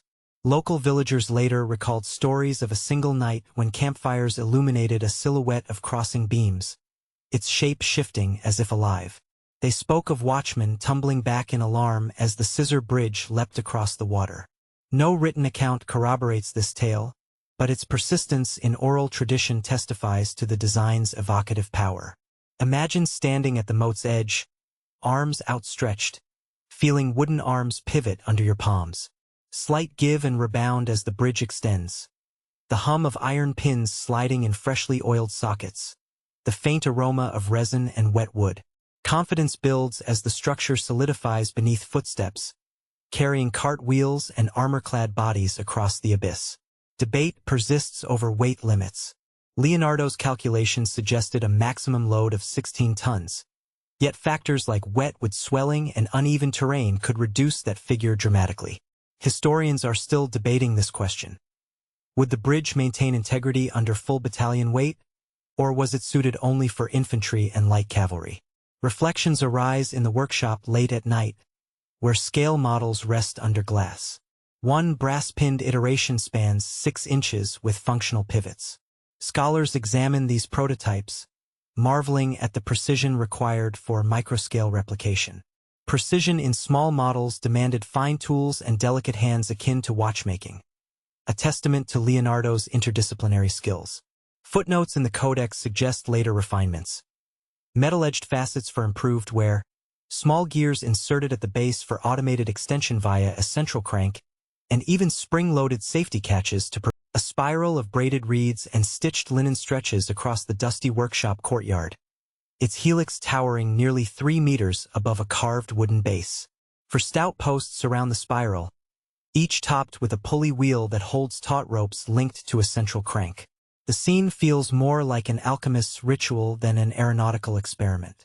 Mainstream histories acknowledge Leonardo da Vinci sketched his aerial screw design around 1485 in the Codex Atlanticus, well over 4 centuries before any actual helicopter would rise, marking him as a visionary who imagined vertical flight long before powered engines existed. Sunlight filters through canvas awnings overhead, illuminating Leonardo's faintly penciled notes beside the spiral. Each coil measures roughly 2 meters in diameter, tapering to a point at the apex. He described the screw as made of reed, linen, and wire, materials chosen for their lightweight strength and flexibility. Obscure restoration records reveal tiny traces of varnish on surviving model fragments. A mixture of tree resin and beeswax Leonardo concocted to stiffen the linen against flexing stresses. Few scholars had noticed that his varnish recipe later appeared in treatises on musical instrument making. A group of apprentices stands ready to test the device. Ropes attach from the apex to a central will linked by spokes to a foot-operated treadle. According to Leonardo's marginalia, 2 strong operators could coordinate a steady rotation of 30 revolutions per minute, enough, he believed, to compress air beneath the spiral and generate lift. That belief relied on an intuitive grasp of air pressure rather than formal aerodynamic principles. Historians are still debating this question. Could a human-powered aerial screw actually create sufficient downwash to lift itself? Or did Leonardo's concept serve as a conceptual analogy for screw-driven pumps? A hush falls as the first apprentice mounts the treadle. Leather straps secure his feet in place, preventing slips during the vigorous pumping motion. An ivory counterweight on the opposite side balances his weight, allowing a synchronized up-and-down rhythm. The other apprentice grasps a wooden handle, ensuring the central crank sustains even torque. Leonardo annotated that the treadle must move at least 15 centimeters per stroke to maintain airflow under the spiral. That level of precision surprised modern historians accustomed to crude Renaissance prototypes. Wind from a narrow alley drifts through the courtyard, testing the readiness of the crew. Leonardo's design includes small triangular vents at the spiral's base to admit fresh air and direct it downward. An obscure drawing in the codex on the flight of birds shows him experimenting with vent placement using candle smoke in a small chamber. He noted that air swirling through vents could reduce turbulence and improve lift. Few earlier inventors considered such refined air control, making this detail a remarkable early insight into fluid dynamics. As the operators launch into steady motion, the aerial screw spins slowly at first, then accelerates into a low hum. The wooden base shudders under the frequency of descending air. Dust motes swirl beneath the helix, dancing in tiny vortices. You lean close to inspect the craftsmanship, each reed spindle bound with sinew, every linen panel stamped with weight annotations. Leonardo's mirror script notes label parts in anatomical terms. Spina dorsalis for the central spine, costae for the ribs, reminding that he saw mechanical structures mirroring the human body. Laughter breaks the tension when the base shifts slightly on its stone plinth. A tree sap wedge had dried overnight, loosening the mount. Apprentices scramble to resecure the platform. Leonardo's side comment, "Even machines require good carpentry," elicits knowing smiles.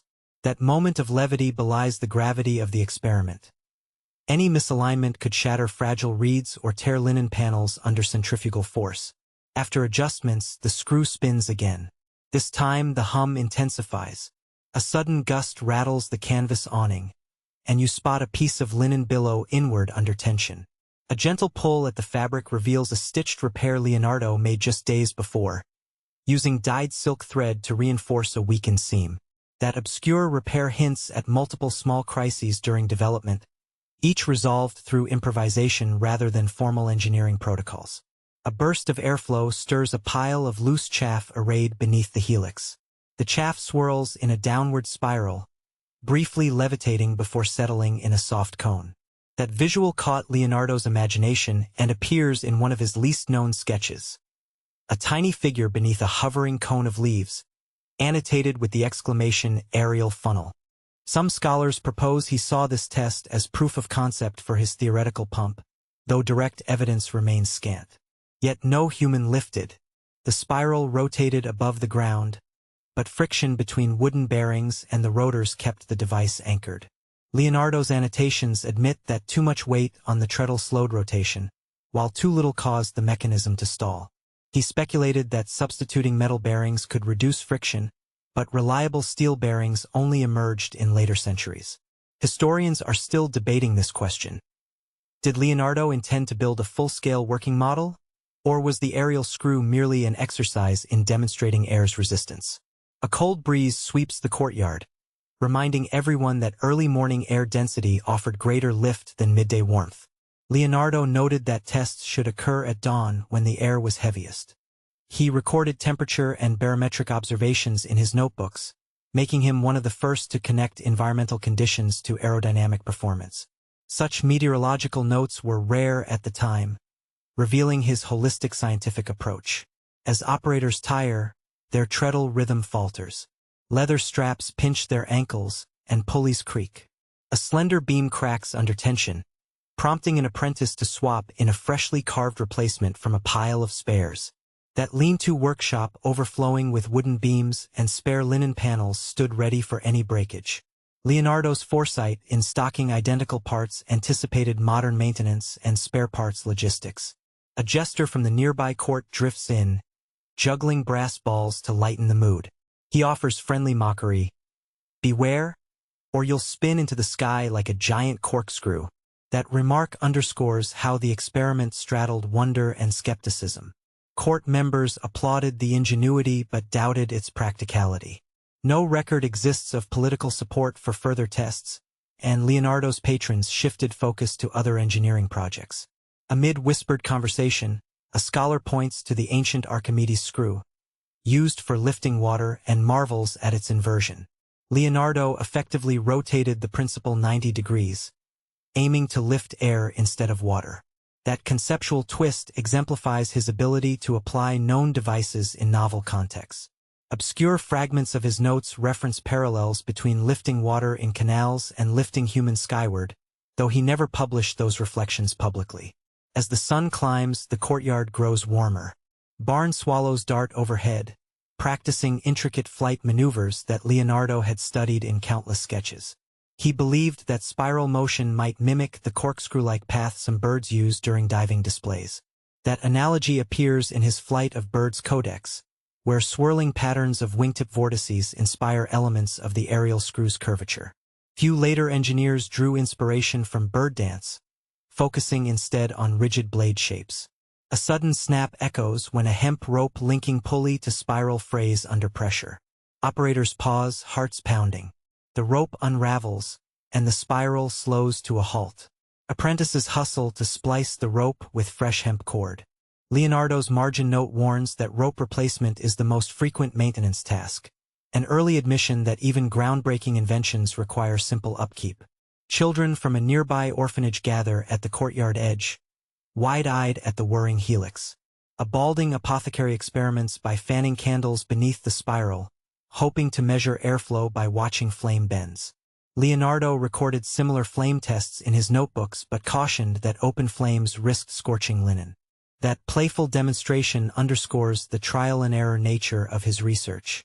One apprentice presses a wax-sealed notebook to record revolutions per minute counted with a simple mechanical tally wheel. Leonardo's insistence on quantitative data anticipated later scientific method practices. He recorded not only RPM but also force required on the treadle, assembling a small table of results. That laborious work stands among his most methodical experiments, yet it remains lesser known compared to his anatomical studies. Lunch bells ring from a nearby convent, signaling midday. Operators descend from the treadle, muscles burning. Leonardo instructs rest and nourishment. He believed physical endurance as critical to experiments as mechanical design. He sketched nutritional advice in his notebooks, recommending nuts and dried fruit for sustained energy. Such holistic attention to human factors foreshadows ergonomic science.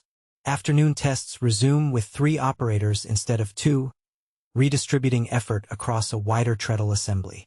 The spiral dawn light glints on a low stone aqueduct where a large bronze basin catches the morning's first trickles. Parallel to the canal, a spiral of polished wood and metal coils upward from a hollow trough, its threads carved into a continuous helical ramp.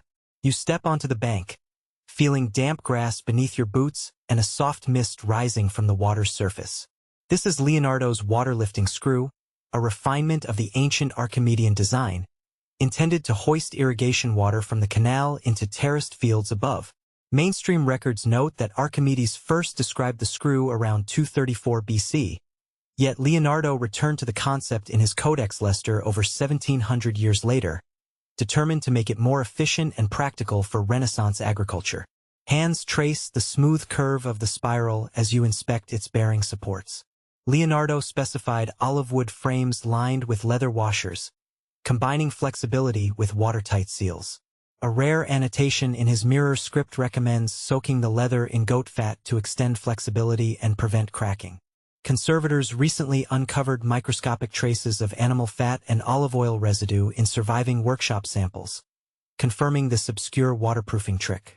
He paired these organic elements with metal collars, thin bronze cylinders drilled with perforations to allow grease to penetrate, demonstrating an understanding of primitive hydrostatic lubrication long before modern bearing science. Pulling on a hefty wooden handle, you engage the screw's winding mechanism. Each turn ratchets the spiral forward, drawing a cylinder of water upward along the helical pathway. Leonardo insisted on a 30-degree incline for optimal lift, noting that steeper angles demanded exponentially more force while shallower slopes reduced throughput. His margin calculations include tables of revolutions per minute versus volume raised, a high flow rate of up to 15 liters per minute under ideal conditions. Historians are still debating this question. Did Leonardo ever build a model large enough to achieve those figures, or were his performance claims extrapolated from scaled-down experiments? Water spills over a spout at the top, feeding a channel that winds through sun-drenched fields. Farmers pause their morning chores to admire the gentle cascade. A local miller once jotted in a surviving ledger that the screw powered both irrigation ditches and a small grain mill's washwheel system, though direct evidence remains scant. Leonardo's broader vision included modular screws of various diameters, each tailored to specific tasks, from draining marshland to operating ornamental fountains. Few Renaissance engineers attempted such flexible, multi-purpose designs. A second screw stands mounted on a detachable axle, enabling rapid replacement if one assembly failed. Leonardo described a quick-release clamp allowing a single laborer to swap spirals in moments, minimizing downtime during critical irrigation seasons. That level of operational foresight anticipates modern quick-release mechanisms. Obscure drawings in his workshop journals depict a toolkit of specialized wrenches and adapters, each labeled with part numbers in mirror script, a primitive bill of materials that makes even today's engineers smile. Turning your attention to the workshop beneath vine-covered arches, you find scale models hanging from rafters. Brass screws mounted on wooden supports range from 20-centimeter prototypes to half-meter test rigs. Leonardo recorded dropping dyed water into the lower end to test seal integrity, marking leaks with red chalk for repair. That empirical approach exemplifies his blend of art and science. If a small model failed, he refined seal composition or adjusted pitch before scaling up. His insistence on iterative testing was rare in an era when many concepts remained purely theoretical. Cross-section sketches pinned to a nearby wall show a double-walled trough encasing the screw, intended to contain spills and direct water more efficiently. Leonardo's design also featured small flapper valves along the inner wall to prevent backflow when the handle paused, a detail modern hydraulic engineers recognize as check valve functionality. Few automata of his time incorporated such fluid control elements. That innovation indicates he saw the water-lifting screw as not merely a pump but as a system requiring flow regulation. Hands steady the main drive shaft while an assistant pours fresh water into the trough. You wind the crank and listen as wood groans softly under load. Water ascends in a spiral column, its motion both mesmerizing and instructive. Leonardo often compared the screw's action to a helical wave, and he scribbled notes speculating on wave propagation in fluids. Historians are still debating this question. Did his theoretical musings influence later developments in hydrodynamics, or were they isolated to his personal codices? A burst of laughter rings when a curious crow lands on the trough's rim, pecking at droplets and bobbing as if riding the upflow. Leonardo's margin note refers to feathered engineers studying water behavior.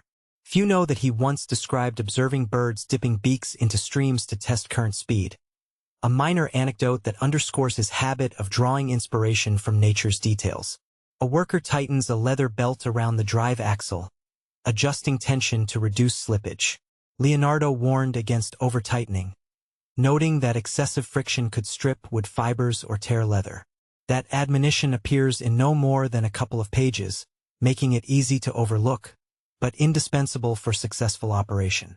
Obscure workshop records show that his apprentices kept spare sealed leather belts on hand, each dyed red to distinguish genuine Leonardo-approved parts.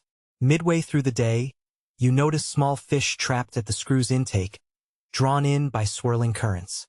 An obscure side sketch suggests installing a wooden grate or vane to deflect aquatic life, a proto-screen surprisingly sensitive to ecological concerns. That detail reveals Leonardo's holistic view. Technology need not ignore the living world it alters. Few Renaissance engineers would have considered environmental impact. Later, measurements begin. A water clock, hours marked by dripping water in a calibrated vessel, times the pump's output. Leonardo's inscriptions record liters per minute alongside water temperatures, indicating he understood viscosity's effect on flow. Those quantitative records amount to one of the earliest field studies in fluid performance under varying conditions. Modern scholars still pore over this data, amazed at its precision. A scholarly debate has arisen over whether Leonardo's water screw influenced Dutch polder draining techniques in the 16th and 17th centuries. Some historians argue that traveling engineers carried his sketches northward after his demise, seeding early screw designs in European marshes. Others maintain the Dutch innovations emerged independently, based on local needs and classical sources. Historians are still debating this question. Did Leonardo's codices travel that far, or did parallel invention occur? An apprentice invites you to try the crank yourself. Hands on the smooth wooden handle, you feel a satisfying resistance and a clear mechanical advantage. Each turn practically lifts its own weight in water. The rhythmic motion soothes the body much like rowing a gondola on Venice's canals. Another aspect of water control Leonardo studied in his youth. That sense of integration between bodily motion and mechanical work reflects his view of machines as extensions of the human form. A moment of levity arrives when someone quips that Leonardo essentially invented a giant twisty pasta maker. The joke circles through the workshop. If only lasagna sheets could emerge from the top, his name would grace every Italian kitchen. Such humor lightens the laborious tasks of farm and field, reminding participants that innovation often thrives amid jest and camaraderie. In the waning afternoon, shadows lengthen across terraced vineyards fed by the elevated waterway. A gentle cascade wanders through groves of cypress and olive, each leaf glistening from irrigation water carried skyward by the screw. That practical marvel also provided aesthetic pleasure. Wealthy patrons asked for decorative channels and sculptural basins fed by Leonardo's pumps. His concept of combining utility with ornamentation prefigures modern fountain design in European courts. Leaned against the workshop wall rests a fragment of an early trough lined with sheet bronze. Leonardo's notes suggest hunting down Byzantine metalworkers to cast smoother channels, reducing turbulence and wear. That cross-cultural reference hints at his wide network of contacts and his constant appetite for mastering new materials and techniques. As dusk falls, final maintenance begins. Leather seals receive fresh coat of goat fat. Wood receives a light application of beeswax blended with pine resin. Leonardo's recipe for waterproofing and surface protection. Apprentices store each part carefully, labeling them with mirrored brand marks so no piece from another project accidentally mixes in. That kind of inventory control would not become common until centuries later in industrial workshops. In quiet reflection, it becomes clear that this simple-looking device captures Leonardo's genius. A seamless marriage of natural observation, practical mechanics, and artistic sensibility.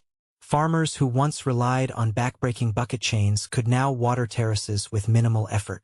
The screw stands as proof that even ancient inventions. Sunlight streams through imagined glass skylights as you wander the pathways of Leonardo's envisioned metropolis. Streets unfold in geometric harmony, wide enough for carriages yet shaded by rows of evenly spaced trees whose branches form verdant arches overhead. Canals snake between terraced buildings, their water-reflecting facades designed for both beauty and function. A quiet murmur of fountains and the gentle hiss of misting devices promise respite from summer heat. In this utopian city, every element, water, air, stone, and green, melds into a living organism guided by Renaissance ideals of proportion and health. Leonardo drafted his ideal city plans around 1502, driven by a fear of plague and a longing for cleaner, healthier urban environments. Mainstream historians note that Renaissance cities often suffered from overcrowding, poor sanitation, and stagnant air. Leonardo's designs addressed these issues head-on. Wide boulevards ensured airflow to dispel miasma, while separate service tunnels beneath streets carried waste away from living quarters. That insight into public health predates modern sewage systems by centuries. Buildings rise in uniform tiers, each block set back gradually to allow light to reach lower stories. Facades feature recessed loggias that capture cool breezes, and roofs are gently pitched so rainwater flows into channels leading to underground cisterns. Leonardo's margin notes, written in elegant mirror script, specify roof pitch angles near 15 degrees to optimize runoff without compromising walkable terrace spaces above. Few architectural treatises of his era consider such precise environmental engineering. A network of canals threads through the city's center, serving both as transportation arteries and waste removal channels. Boats laden with fresh produce glide beneath low bridges whose arches are set high to permit air and light to pass unobstructed. Fish ladders carved into canal walls allow aquatic life to migrate, supporting local ecosystems. Leonardo's obscure sketches show small weirs and sluice gates adjustable from street level, enabling precise control of water depth for navigation or flood prevention. Beneath the streets, vaulted corridors house workshops, storage vaults, and service corridors for waste carts. That subterranean design isolates stench and sound from public spaces above. Waste from kitchens and latrines travels on small, covered wagons through these passages to centralized collection points outside the city walls. Leonardo's diagrams describe mechanical lifts, rope and pulley hoists driven by treadles, to raise clean water from cisterns to street-level fountains. Historians are still debating this question. Did Leonardo ever build even a small-scale model of these underground passages, or were they purely speculative? Amid the residential quarters, courtyards punctuate long blocks of housing, each lined with arcades. Under these arches, fountains bubble and potable water flows constantly, preventing stagnation and encouraging public use. Leonardo emphasized communal gathering spaces for market stalls, conversation, and children's play, an implicit acknowledgement of social health as essential to physical well-being. That early recognition of urban sociology predates Enlightenment thinkers by more than a century. Industrial activities, tanners, blacksmiths, and dyers, are relegated to an outer ring of the city, where wind patterns carry odors away and any pollutants are drawn out through high chimneys fitted with simple scrubbers. Perforated chambers lined with moss and charcoal to filter harmful particulates. Leonardo's lesser-known notes suggest planting hedges of aromatic herbs around these workshops to mask residual smells and improve air quality. Few urban planners of his time integrated botanical filtration so systematically. Bridges linking canal banks are designed as modular sections, allowing easy replacement after wear or flood damage. Each bridge features cast iron plates stamped with assembly guides and part numbers, a futuristic idea that hints at prefabrication long before industrialization. Leonardo specified that each modular unit weigh no more than 50 kilograms, enabling small teams to carry and install spans without cranes. That concept foreshadows modern modular construction techniques. Public buildings, markets, guild halls, and halls of governance rise on elevated plazas overlooking converging canals. Their facades feature rhythmic patterns of pilasters and arched windows to balance solidity with openness. Underneath, covered loggias provide shaded walkways during rain or heat. Leonardo's perspective sketches indicate precise dimensions for column spacing, 2 meters center to center, to optimize sightlines and crowd flow during festivals.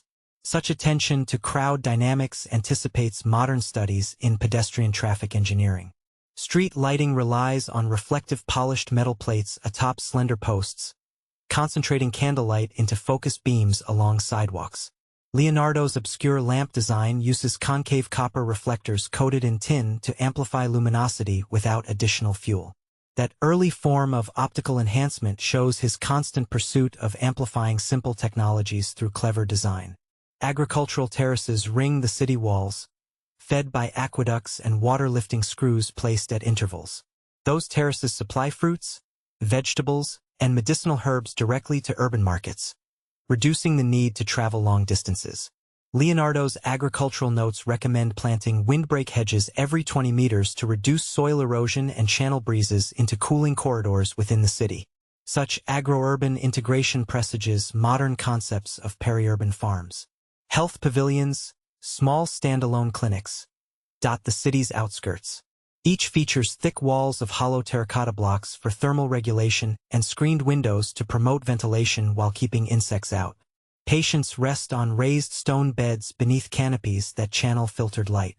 Leonardo's medical observations, recorded alongside architectural plans, advocate exposure to fresh air and gentle exercise as key to convalescence. Practices echoed in contemporary hospital design. Commercial docks sit at the terminus of primary canals, where goods arrive by river and transfer to smaller canal boats or street carts. Cranes powered by treadles and counterweights lift heavy crates, while leveled platforms ensure minimal spills. A system of color-coded flags communicates incoming vessels' cargo types to customs officials and merchants, an early form of information management in trade. Educational institutions occupy prominent positions near the city center, their classrooms arranged around open courtyards for lessons in mathematics, astronomy, and natural philosophy. Rooftop observatories feature octagonal platforms ringed with parapets and city-wide sightlines, supporting telescopic and astrolabe observations. Leonardo's marginal astronomy notes reference plans to measure angular positions of celestial bodies from multiple vantage points, an embryonic scientific network. Noise control relies on layered paving. First coarse stones, then compacted sand, capped by flat flagstones treated with oil to dampen footsteps. Carriage wheels and carts roll with minimal clatter, and narrow alleys fitted with painted wooden screens absorb echoes. Leonardo's ADHD-era sketches include sound studies using ringing gongs and measured decay times to map acoustic quality, an almost unheard-of concern in his time. A vibrant festival plaza unfolds at the city's heart, where movable stands and awnings can be rearranged daily. Under starlit skies, lanterns hung from wires stretch across open space, creating a canopy of soft light for evening gatherings. Steps carved into surrounding terraces double as amphitheater seating for performances. Leonardo's design balances fixed architecture with ephemeral, human-scaled installations, anticipating modern public event staging. Maintenance protocols are documented in mirrored ledgers, daily inspection checklists for waste tunnels, monthly water quality tests for canal flow, and seasonal dredging schedules to prevent silt buildup.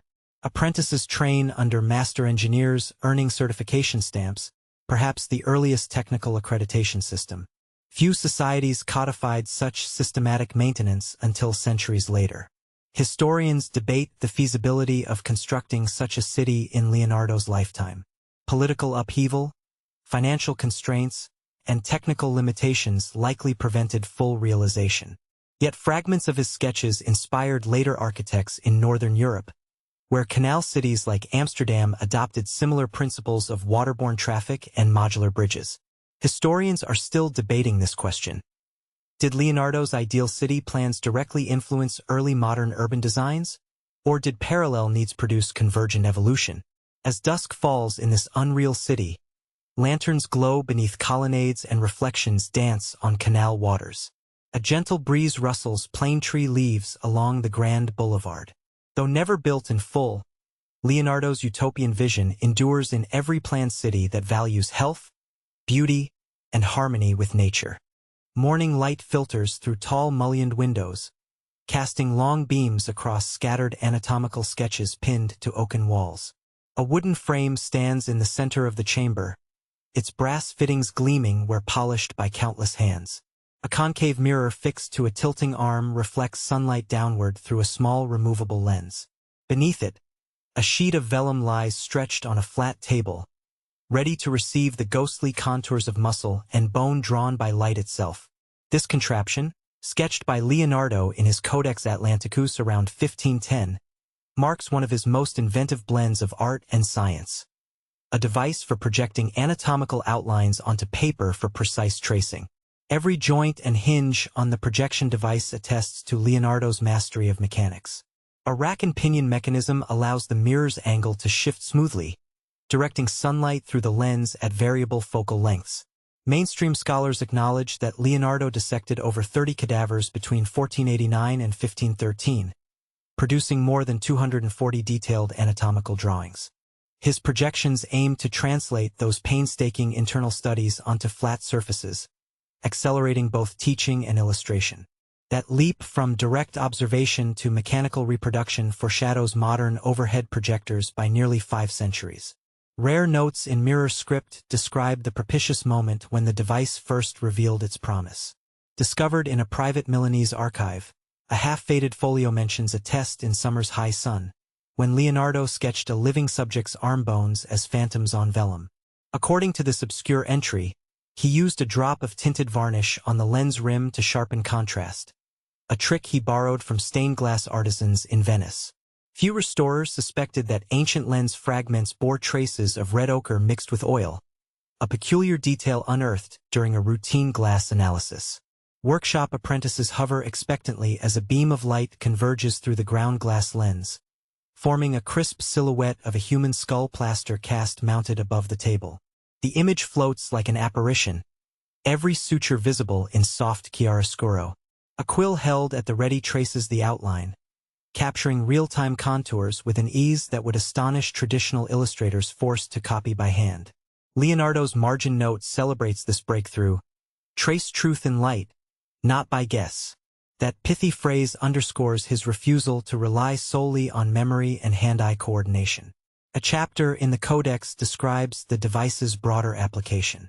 By rotating the mirror arm 90 degrees and substituting candlelight for sun, Leonardo mastered indoor projection. He even experimented with a lens shutter mechanism, cutting leaf springs that opened and closed to pulse light like a primitive strobe. A now-lost sketch hints at a spring-driven shutter apparatus intended to capture moving limbs in successive outlines. Historians are still debating this question. Did Leonardo truly pursue early motion capture experiments? Or was that shutter drawing a stray exercise in mechanical curiosity? Further exploration reveals an unusual footnote on lens choice. Leonardo recommended sourcing clear rock crystal from alpine quarries, polishing it to optical grade. Because crystal refracts light with less chromatic aberration than glass, projected images remained sharp at the edges. An obscure scribble suggests he consulted gemstone cutters in Val d'Aosta, trading sketches for polished quartz plates. Few artistic treatises mention such cross-disciplinary collaboration, yet this anecdote highlights his relentless quest for precision. A hush envelopes the room when Leonardo places a fresh vellum sheet on the table and adjusts the projection lens to a reclining figure's copper anatomical model. The device's lower cradle locks in the model's pose, ensuring reproducibility. As sunlight floods through the windows, bone and sinew outlines appear glowing against pristine parchment. Apprentices exchange impressed glances. A carved inscription on the device's base reads, Veritas lux mea, Truth is my light, a motto Leonardo reputedly borrowed from a philosopher friend, emphasizing his conviction that knowledge illuminates art. Workshop chatter drifts to lesser-known experiments with colored gels. Tucked away in marginal sketches is a plan to dye vellum with pale blue wash and then project red-tinted outlines to heighten contrast. The resulting two-tone images would make muscle layers stand out. While no physical example survives, conservators detected faint blue-green residue on a vellum fragment housed in an Oxford collection. That hint of experimental color suggests Leonardo envisioned a proto-anatomical slideshow in living pigment. Apprentices note that the device's adjustable lens housing enabled not only enlargement but also reduction of the projected image. By sliding the lens carriage along dovetail rails, focal length varied from 10 centimeters to nearly 2 meters. That versatility permitted simultaneous projection of both small specimens, such as insect wings, and full-scale human anatomy. Leonardo's mirror script advises marking lens positions with chalk indicators to ensure consistent magnification across sessions. Few Renaissance artists exploited such systematic calibration. A break in routine reveals an anecdote from a letter by Francesco Melzi, Leonardo's pupil and later heir to his codices. Melzi recounts witnessing the master project, the beating heart of a live frog, captured in a glass dish through which light passed. The frog's chambers glowed as rhythms pulsed, each projection tracing the organ's shifting shape. Whether this experiment truly occurred or appears in Melzi's romanticized memoirs remains uncertain. Historians are still debating this question. Did Leonardo ever observe live animal organs projected? Or is that tale a later embellishment by his students? Extended use of the device required careful attention to heat. A removable mica plate shielded the lens from concentrated sun rays hot enough to scorch vellum. Leonardo's obscure safety note recommends placing damp cloth beneath the plate to absorb excess heat, preventing fire. The same folio also warns that direct exposure to morning sun could bake inks into the material. That level of thermal awareness typifies his scientific thoroughness. Conversation shifts to an innovative side application.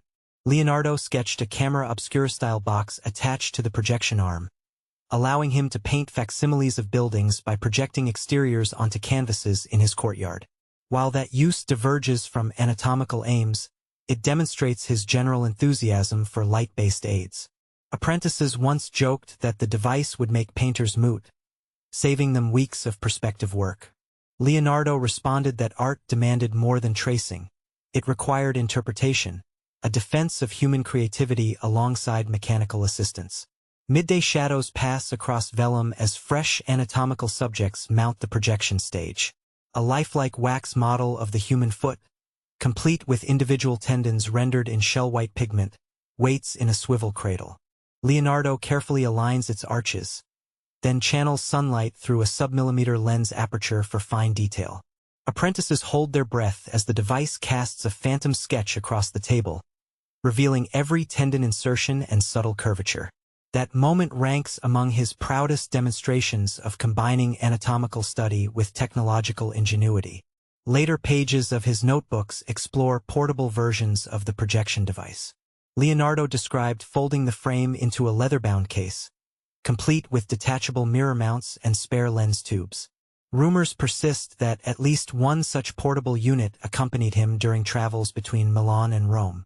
No examples survive, but a hastily drawn receipt in a Florentine ledger lists payment to a craftsman for 6 brass hinges and lens tubes, likely related to the device's construction. That fragmentary record underscores how easily such prototypes slipped into obscurity. A lively debate arises among scholars visiting the workshop. One argues that projection outlines, however precise, could distort anatomical proportions when light angled through uneven plaster models. Another counters that Leonardo's meticulous calibration methods, aligning model centerlines with lens axes, mitigated such distortions. Historians are still debating this question. Did the projection device deliver reliable accuracy for medical teaching, or did it introduce systematic errors in representation? After repeated sessions, workshop logs note minor maintenance tasks. Mirror surfaces required polishing with emery dust to preserve reflectivity. Lens barrels benefited from periodic relapping with fine pumice to eliminate minute scratches. Leonardo instructed apprentices to store lenses in felt-lined wooden boxes to prevent chipping. That level of component care foreshadows modern optical instrument servicing, a practice not formalized until centuries later. An obscure detail emerges from a recently discovered inventory list. Leonardo possessed a tulipwood strip marked with evenly spaced notches, intended to measure projected image dimensions directly on vellum. By aligning the strip's zero mark with a projected edge, artists could gauge distances and scale other proportions precisely. That handheld caliper-like tool underscores his commitment to quantitative drawing. Twilight falls as the final session ends. Morning light filters through high workshop windows, illuminating an array of polished pipes and gleaming gears arrayed on a long oak table. Each copper tube bears hand-hammered dents that mark where Leonardo measured exact diameters for pitch control. A set of small bellows sits nearby, its leather panels folded like concertina reeds, ready to supply wind to the pipes. Folding chairs stand at attention along the walls, as though an audience awaits the first performance. In this corner of Leonardo's studio, music and mechanics merge in a single impulse, to make metal sing with clockwork precision. Brass fittings and wooden staves clutter the floor beneath workbenches. Leonardo's sketches on the walls depict organs and mechanical birds playing flutes, and margin notes in mirror script outline gear ratios for timing music rolls. Mainstream scholars recognize that mechanical musical instruments, such as the early water-powered organ described by Vitruvius, existed in antiquity, but none matched the complexity Leonardo envisioned. His designs promised not just single-note pipes but polyphonic automata capable of performing entire madrigals without human intervention. Midday workshops often resonated with the soft hiss of driven bellows. A slender cord loops around a row of pin-studded cylinders, each pin programmed to lift a valve when it passes under a rotating drum. This pinned cylinder mechanism foreshadows later music box technology by centuries. Leonardo's wrist-thick drums required precise carpentry. Any misalignment of a single pin could throw the entire melody out of tune. Historians are still debating this question. Did Leonardo ever construct a full-scale pin cylinder prototype, or did he limit his experiments to sketches and small test rigs? A curious margin annotation recommends tuning pipes by adjusting lead sliding collars rather than reaming metal. Conservators discovered microscopic fragments of lead within surviving model pipes, evidence that Leonardo tested sliding tuning sleeves. That obscure technique allowed on-the-fly pitch corrections during automated performances, a feature rarely seen until modern woodwind designs. Few Renaissance instrument makers contemplated mechanical retuning. Leonardo's attention to this detail highlights his insistence on perfection. Hands steady a length of brass tubing while an assistant clamps it in a wooden vise lined with leather pads. Careful measurement with calipers ensures the tube's length matches Leonardo's pitch tables. Tablature combining mathematical ratios derived from Pythagorean tuning. Obscure notes in the Codex Atlanticus hint at his experiments with just intonation versus meant one temperament. That debate over tuning systems persisted long after his time, influencing how later organ makers prioritized consonance and key color. Under a wooden hood, a set of small leather bellows fill and empty in counterpoint driven by a system of cams and followers. Each cam profile dictates the timing and volume of airflow for individual pipes. Leonardo's sketches reveal asymmetric cam shapes intended to simulate human breath patterns, giving the automaton a more expressive attack and decay. Few mechanical organs of the period addressed dynamic nuances. Most relied on uniform wind pressure that produced static tones. Leonardo's dynamic control remained an unbuilt marvel. A line of walnut-mounted valves curves along the edge of a rolling chassis. When the pin cylinder turns, metal levers lift and drop these valves with a crisp click. Each valve stem is guided by tiny jeweler's bearings. Some historians argue they were made of polished cow bone rather than metal to minimize friction. That obscure bearing choice suggests Leonardo drew on artisanal ivory carving techniques to fabricate precision parts when metalsmithing options fell short. By late afternoon, occasional test runs send stray notes echoing through vine-covered arcades. A half-assembled model pipe organ emits haunting tones that rise and fall in arpeggios. Onlookers marvel at the machine's ability to play series of notes without human fingers. A visiting noblewoman from Mantua reportedly wept at the automaton's somber hymn. Leonardo recorded her reaction with characteristic empathy, noting that mechanical music could touch the soul as deeply as human performance. Workshop diaries mention a planned demonstration for Duke Ludovico, though no formal record of the event survives. Some suggest the automaton remained unfinished due to political upheaval, yet later letters reference small-scale bird flautists gifted to Milanese courtiers. These tiny mechanical songbirds, powered by coiled springs and miniature bellows, likely embodied Leonardo's fascination with combining naturalistic sound with mechanical ingenuity. Historians are still debating this question. Were the bird automata part of a larger musical ensemble, or standalone curiosities produced in limited numbers? Evening oil lamps burn amber as apprentices assemble wooden wind trunks that deliver air from a central bellows bank to multiple pipe ranks. Leonardo annotated the trunk's cross-section to minimize turbulence, recommending curved passages and gradual transitions. That level of aerodynamic planning resembles early wind tunnel studies, yet he achieved it via empirical tinkering rather than formal experiments. Obscure workshop notes describe testing scaled airflows using candle smoke trails, a rudimentary visualization of fluid behavior centuries before modern smoke generators. On a side bench, a set of small geared wheels form part of a programmable music roll device. Instead of punched paper, Leonardo experimented with wooden discs perforated at variable radii to encode melodies. By shifting the disc along its axle, automaton operators could select different tunes. That mechanical shift register concept anticipated computing ideas by centuries, though at the time it served only musical ends.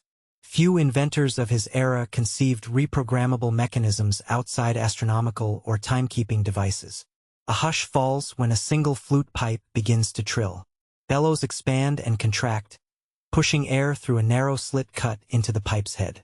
Leonardo's margin commentary suggests he studied birdsong to refine flute voicing, specifically the nightingale's rapid trills. Obscure allegorical sketches show a nightingale perched alongside a flute, its beak aligned with the instrument's embouchure.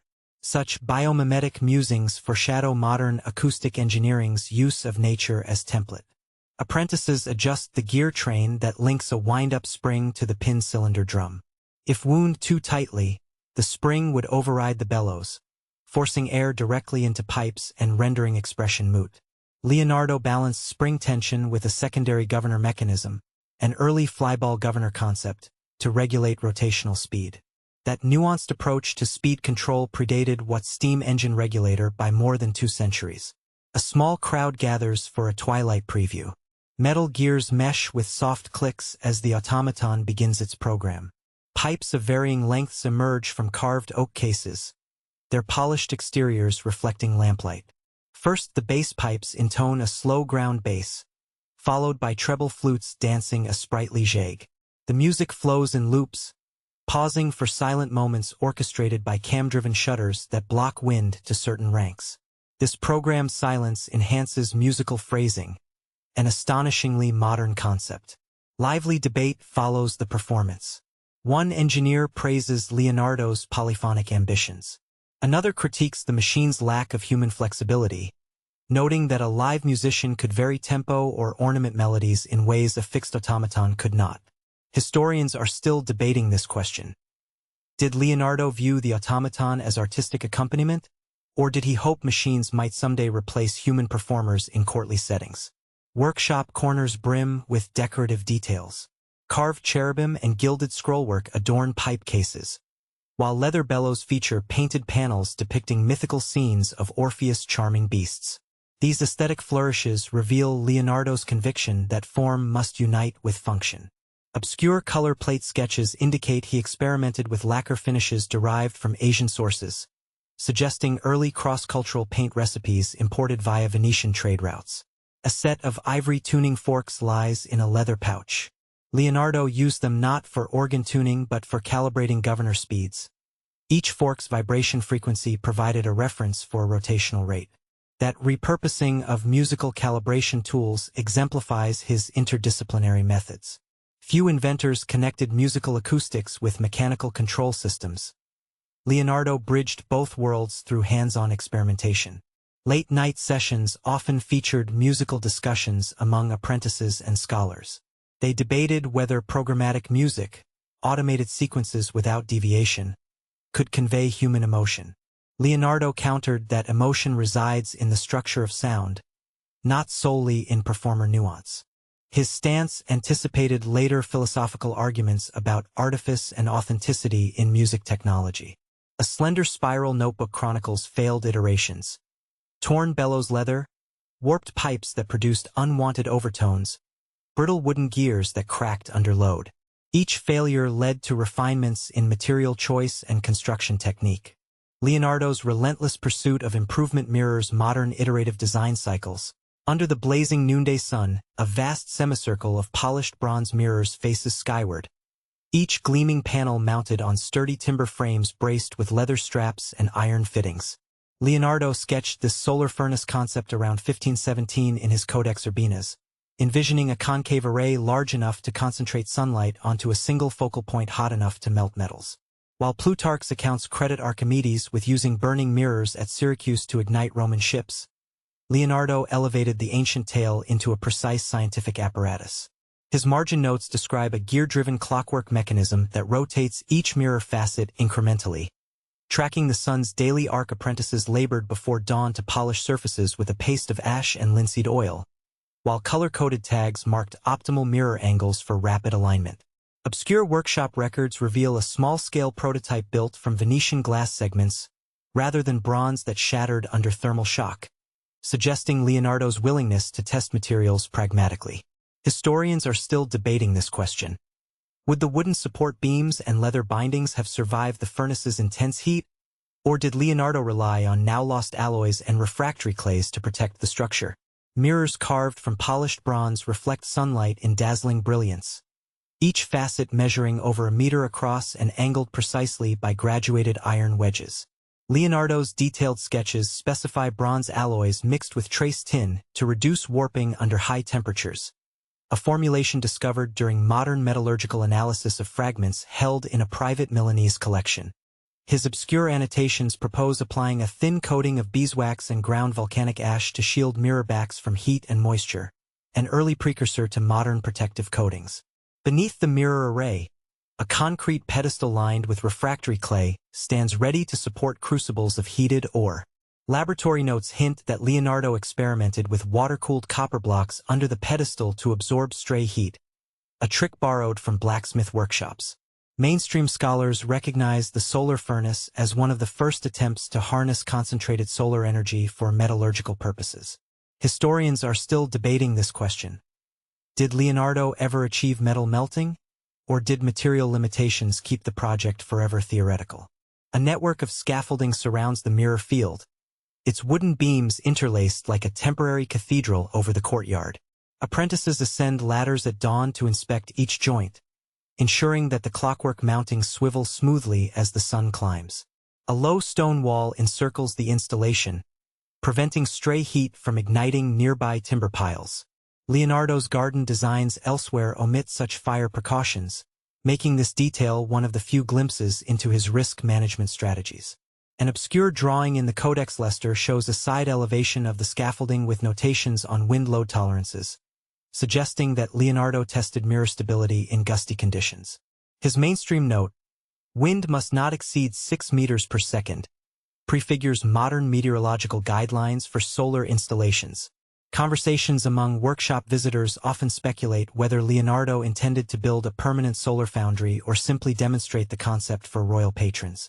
Reflective surfaces glimmer at various angles, each mirror facet acting as part of a larger light-gathering parabola. Leonardo's sketches outline a method for grouping mirrors into concentric rings, each ring focusing light slightly differently to compensate for diurnal declination. With careful calibration, the system could maintain a 3-centimeter focal spot throughout the day. Historians are still debating this question. Did Leonardo's theoretical parabola achieve uniform focus? Or did the limitations of flat mirror facets leave gaps in the concentrated beam? An obscure margin note reads, "Test midday for perfect focus," indicating that he understood the need to prioritize solar noon conditions. Present-day engineers have replicated the mirror pattern at 110 scale, reporting focal temperatures over 1,200 degrees Celsius, hot enough to smelt bronze. Leonardo's own writings never confirm success, leaving the final verdict to speculation. Metal risers support each mirror frame, carved from seasoned walnut and reinforced with iron bands. Traces of tallow in the mortise joints suggest Leonardo treated the wood to resist moisture and warping. Workshop logs from Milan reference a cooper named Matteo who supplied specially cured walnut timbers for crucible stands, hinting at Leonardo's reliance on expert craftsmen for bespoke materials. Mainstream accounts of Leonardo's workshop rarely mention collaborative networks, but this solar furnace project reveals his engagement with specialized artisans beyond painter and sculptor circles.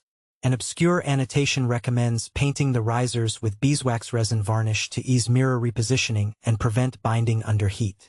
Historians are still debating this question. How much did Leonardo depend on artisan partners to realize his inventions, and how many of his designs remained unbuilt due to material scarcity? Chains of iron link mirror modules to a central calibration wheel, enabling simultaneous adjustments across the entire array. Each chain loop passes through a pulley that laborers can crank to refine alignment, tweaking elevation and azimuth with a precision of 1 degree. Leonardo's mirror script describes this method as orchestrating light like instruments in a choir, reflecting his poetic inclination to merge art and engineering. Obscure treatises from his student Francesco Melzi reference a demonstration for Duke Francesco II Gonzaga, though no ducal archives confirm the presentation. Modern reconstructions of the chain calibration mechanism confirm its feasibility, yet scholars debate whether it functioned reliably under real-world conditions. Historians are still debating this question. Did the calibration chains provide sufficient mechanical advantage for quick realignment, or did practical difficulties hinder the furnace's operation? Workers adjust each mirror by candlelight at dawn and dusk, relying on chalk marks and wooden gauges to record previous settings. Leonardo's notebooks include a calibration chart mapping the sun's declination for every 10-day period of the year, a proto-solar calendar that guided mirror orientation. An obscure fragment in the Codex Atlanticus shows a sliding rule device Leonardo designed to compute angles rapidly, a handheld calculator centuries ahead of its time. Few of his helper tools survive, and modern scholars piece together evidence from workshop bills that mention payments to instrument makers for brass angle gauges. Mainstream historians recognize Leonardo's use of mathematical tables, but they often overlook these bespoke calculating aids. Historians are still debating this question. Was Leonardo's measurement toolkit standardized across multiple projects, or custom-made for each invention? The focal point shimmers on a raised metal platform lined with firebrick.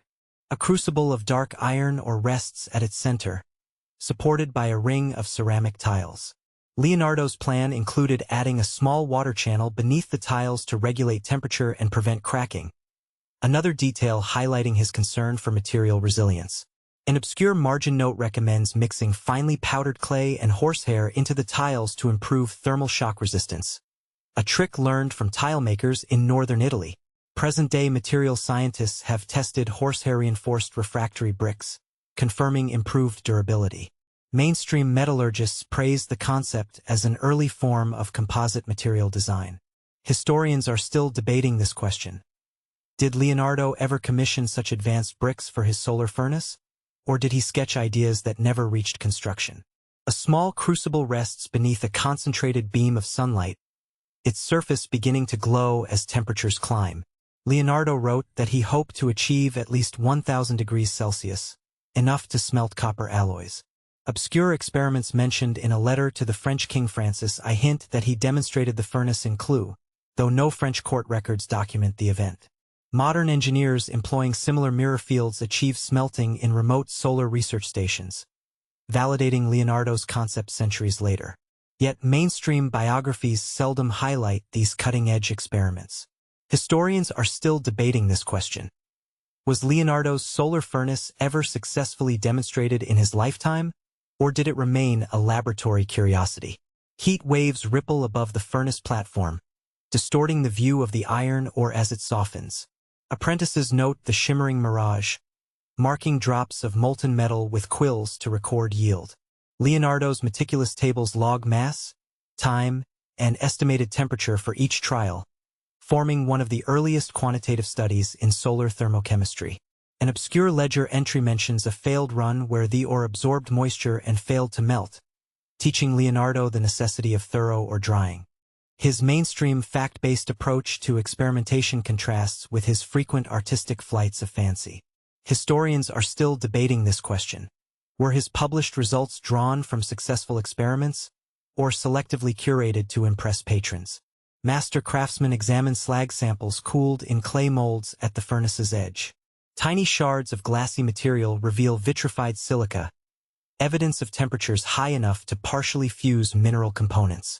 Leonardo's notes describe analyzing slag color to estimate peak heat, a deep orange red indicating at least 800 degrees Celsius.